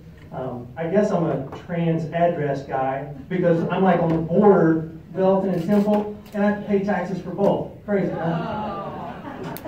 Actually, I was going to tell a different joke when I got up here. I was going to make fun of CJ being a first sergeant, saying he's not going to push his mind on other people. Yeah, right, first sergeant. But Davis Ford had a better joke, so I decided not to tell mine. Anyway, I'm sorry that only half of y'all are laughing. I did want to lighten up the thing a little bit, but I agree with what Bill is saying. It's not about censorship. If it were, this I would be saying, get rid of the books. And they're not.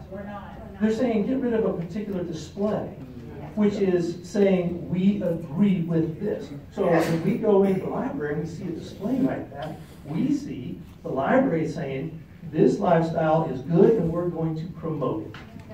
We don't want that in our public library. We're both in agreement, I think, that it should be neutral. I think we're on agreement on that. And I believe we're in agreement on books, reading books. Christians aren't about burning books. It was Christians that were fighting against Hitler, in case for those that didn't know. We're about education. It's not about ignorance. We're quite educated. And it's not about fear. It's about concern. We're concerned for our children, and we're concerned for our society. We don't know of any society, I don't, and this may be ignorance on my part, but I don't know of any society who's been promoted to the next level and gotten better and better because they promoted a homosexual lifestyle. But we can find other nations and societies who have been hurt by it.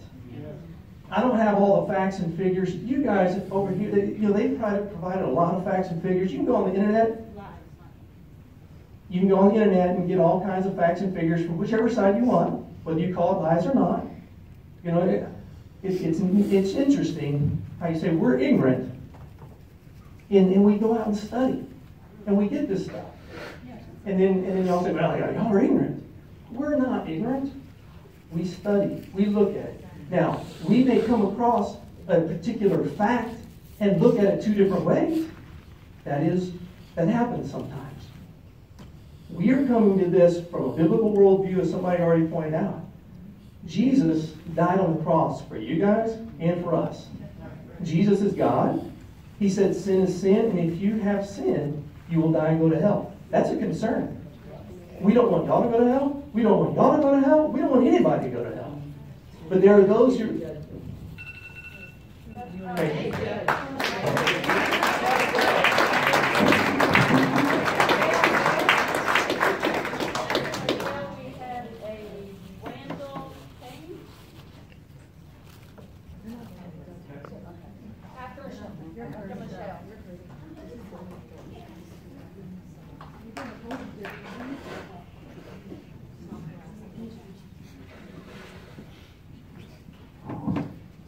The only thing I fear is fainting dead out from being nervous.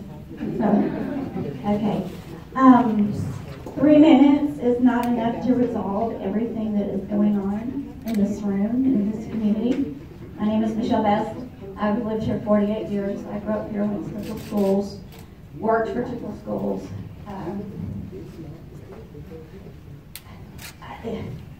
Am I a Christian? Yes, I'm a Christian, but I'm not even coming at you from that direction. I'm just saying, as a grandparent and as a parent, what I would simply prefer is a mutual respect. I'm not here to tell any consenting adult what they can do or what they can't do. I will personally not be the judge of you. You know, living or dying, I will not be the judge. What I'm asking for is a mutual respect in what I consider an innocent age for my child or my grandson. My kids are grown, so they can certainly do, study whatever they need to do. They have the internet. They've never set foot in the library, to be honest. But it is my job as a parent, as any parent or grandparent, to protect what I consider to be the innocence of my own child. There are enough nails in the coffin of innocence as it is anyway. So I'm a capable adult. I'm an intelligent adult. I am perfectly capable of speaking with my child or my grandchild about whatever they need to talk about, any questions that they have. I just personally would appreciate that if there is a display, that it be in a more age-appropriate area. You know, I'm not here to tell you not to do that. You know, I don't need a law against anything. One person already said it is the heart that either does the right thing or the wrong thing. I don't need laws to determine what's right or wrong, and I'm not here for that. I'm just simply asking for mutual respect and display anything you want to. But please consider the age appropriateness of that. If that is your responsibility to display information, then all I'm asking is to just consider the age appropriateness for that. Yes. Okay?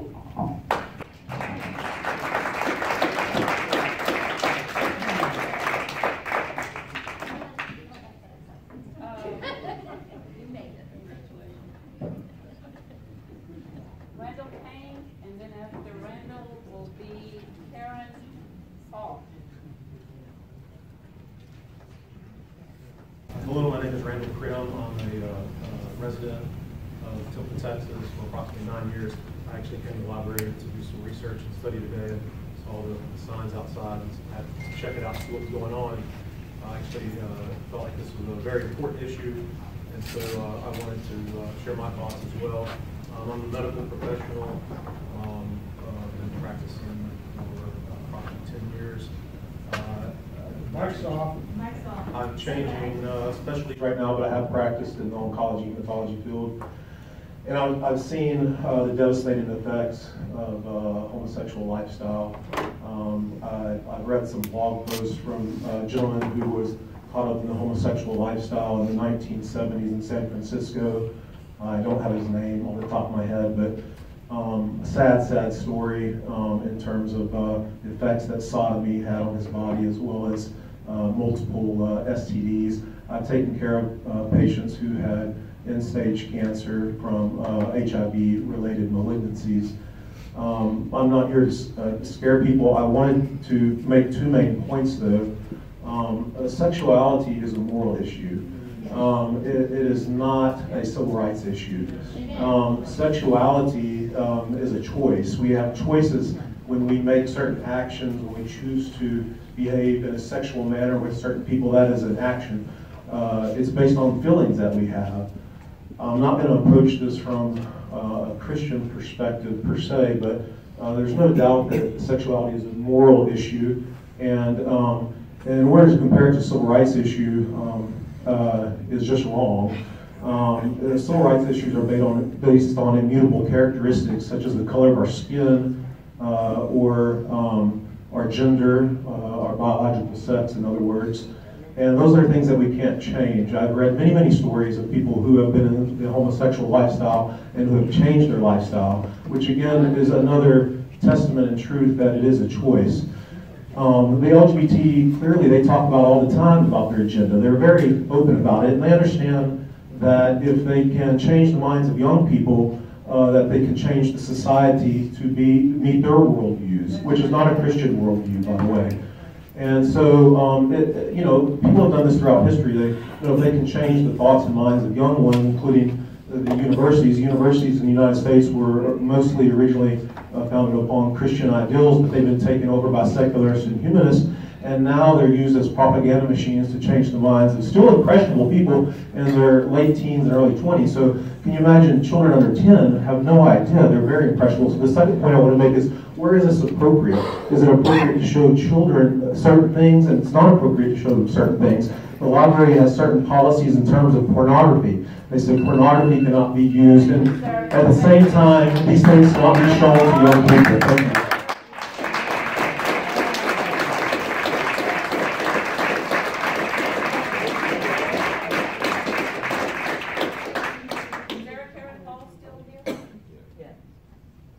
Yes, there is. Karen Hall. Okay, now we're gonna go to Sissy Gadu, and then after her will be William Bruce Copeland.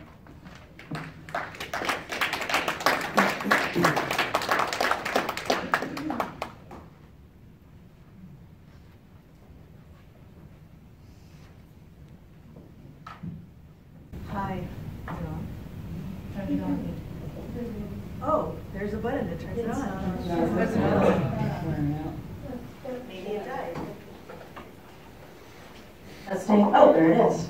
It does work after all. Thank you all so much for being here. Thank you, board. My name is Sissy Gadu.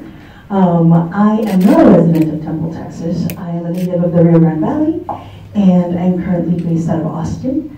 I am an organizer for the Human Rights Campaign, but today I am speaking in my voice as an LGBTQ identified person who grew up in a small town. I came out to my mom when I was in 7th grade. There were no pride displays in my school, and I was bullied in locker rooms, and I was sexually assaulted in hallways. And the root of that was the lack of visibility and representation for gay and transgender people in my community. Now, I want to remind you, and we've had a civil discourse so far, but I want to remind you of the humanity that's at the core of this issue. We are your neighbors, we are your friends, we are your family members. We are, and we've been here for as long as time goes back. Gay and transgender people have been around. We wash dishes, we wash our cars. You know, if you want to know what a homosexual looks like, pay me. And I'm a big old nerd that likes to curl up to books when I go home. Books can be our safe space. So I want to also tell our folks who are here for LGBTQ people, we will be holding space after this meeting because a lot of hurtful things have been said here that have triggered a lot of those memories, right? Those memories of being bullied, of being harassed, of being told that you are not human enough to be represented. I'm here, and I'm not going to go away, and so are they. And they're your neighbors. You're going to see them at the grocery store tomorrow. Will you be able to look at them in the eye? You called sin upon them, but they are people of faith. I am a person of faith, and my faith is affirming and loving of gay and transgender people. So I will not take up more space here because the people who need to be heard are the gay and transgender people who live in Temple. And they need your support. They need your acknowledgement to say, we hear you, we see you. It could change lives. It could pull people from depression. It could really elevate them. And that's something that our community hasn't had all the time. So thank you so much for being here and representing yourselves. Treat yourselves kindly and with love. Love always wins.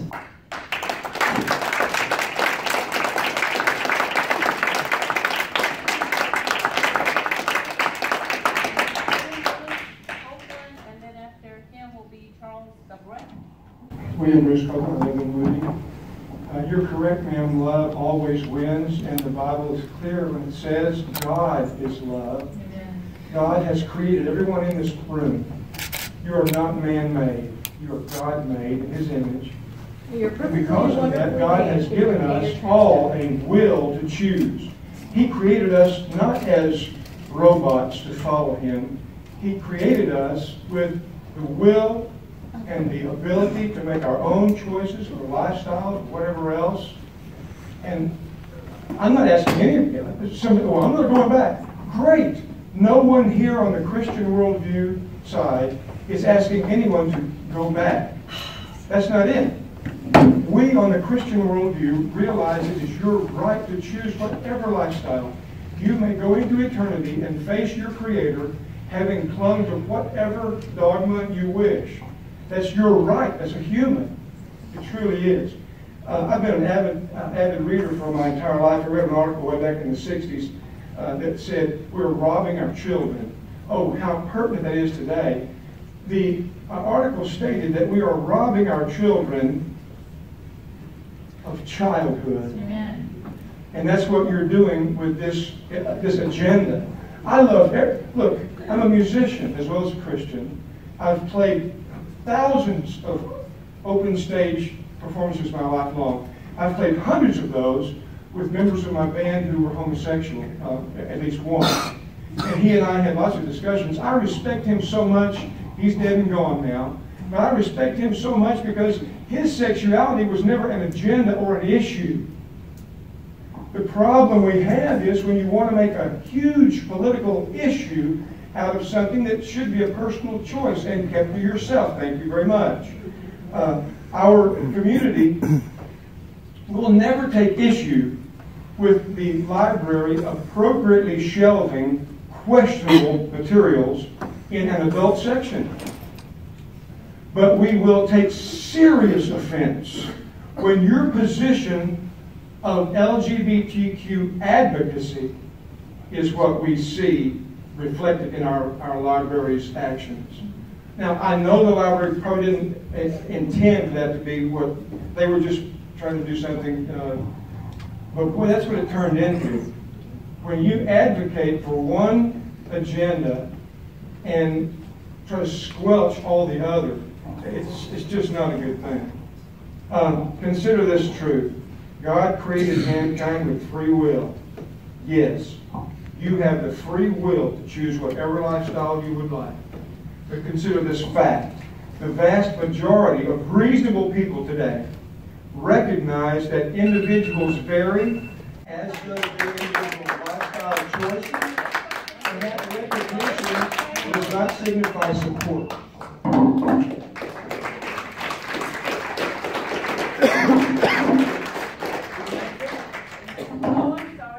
Charles Gabriel, Holland, Texas. Good news, I've got something I think we can all agree on, and that is knowledge is power.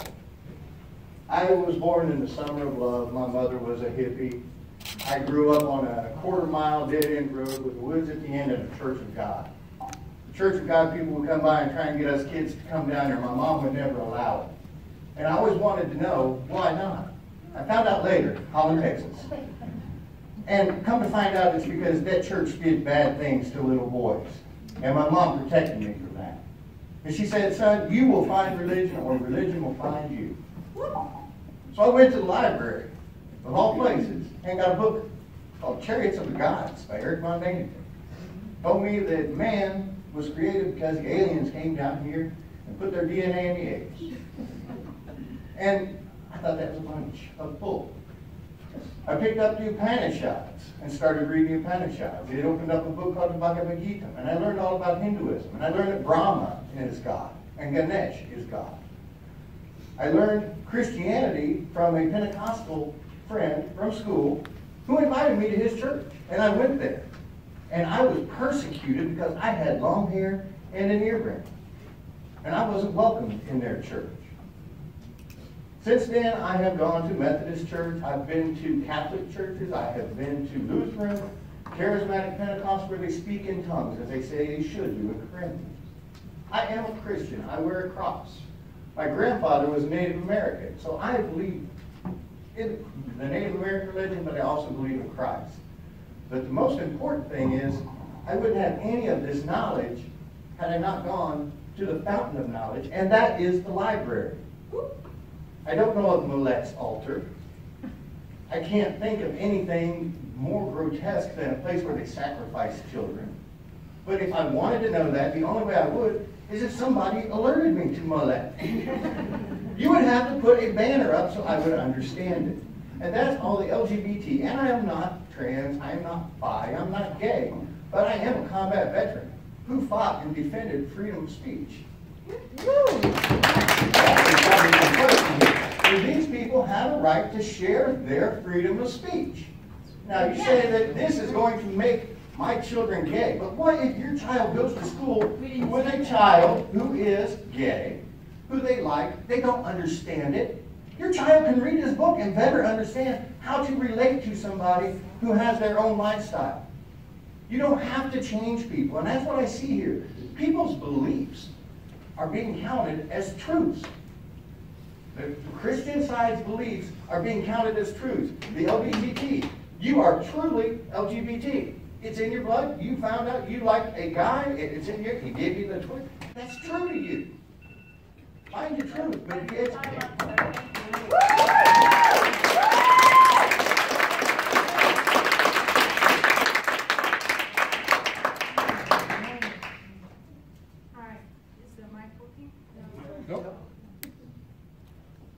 Hello. Yeah. My name is Melissa Friedman. My husband, Paul Friedman, and myself have been residents of Dalton Temple for 24 years. I'm a volunteer here at this beloved Temple Library, and I'm here hoping to understand this issue more closely. I didn't actually see the display in question myself. I think many here do not actually see the display, and I wish it were here today for us to actually see and examine for ourselves. The description I have received, though, from several different credible people leads me to believe that the display was not presented as an advocacy of any position. I have lots of friends here that I love and appreciate, and friends that stand on both sides of this issue. I know that among some of my friends present here today, there is genuine concern and fear parents have for their children. I have sympathy for their parental concerns for their children, but I do not have sympathy for their desire to censor the library's actions. I'm here primarily because I love this library and the staff, and I want to express appreciation and support for the library and its director.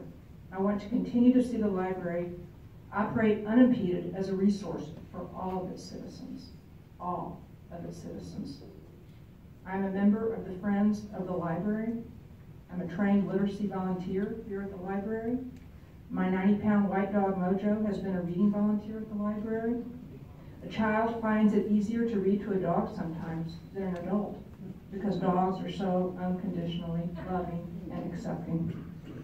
Over the many years, the library has been a second home for me. My family homeschooled our children who are now successfully entering their adult lives. Our weekly trips to the library provided enormous resources for us. I would go as far as to say that I could not have successfully homeschooled my two sons without the help of the Temple Library. My toddlers participated in reading hour with Miss Kelly and Miss Denise. Reading hour, developing their reading and public speaking skills, their social skills, their leadership skills. In their teenage years, Miss Erin was present to help them locate books and resources about their particular interests. We were always welcome without question or scrutiny as we drew upon the resources of the library ad infinitum. Our approach to homeschooling, that which is called unschooling, was unconventional even within the homeschool community, making our family a minority within a minority. We didn't use any set curriculum, but allowed our children to direct their own learning at their own pace. My youngest didn't begin to learn to read until he was 9 years old. Now at 22 years old, he will be graduating college this spring.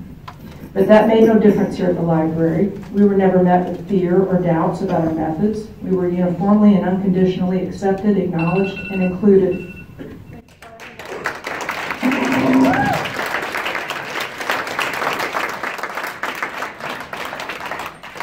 We will now close the public comments. There will be no discussion or action taken at this time. And the board will take a 5-minute break before we continue, and all of y'all are welcome to stay because the meeting is always open up to the public. Always. Thank you.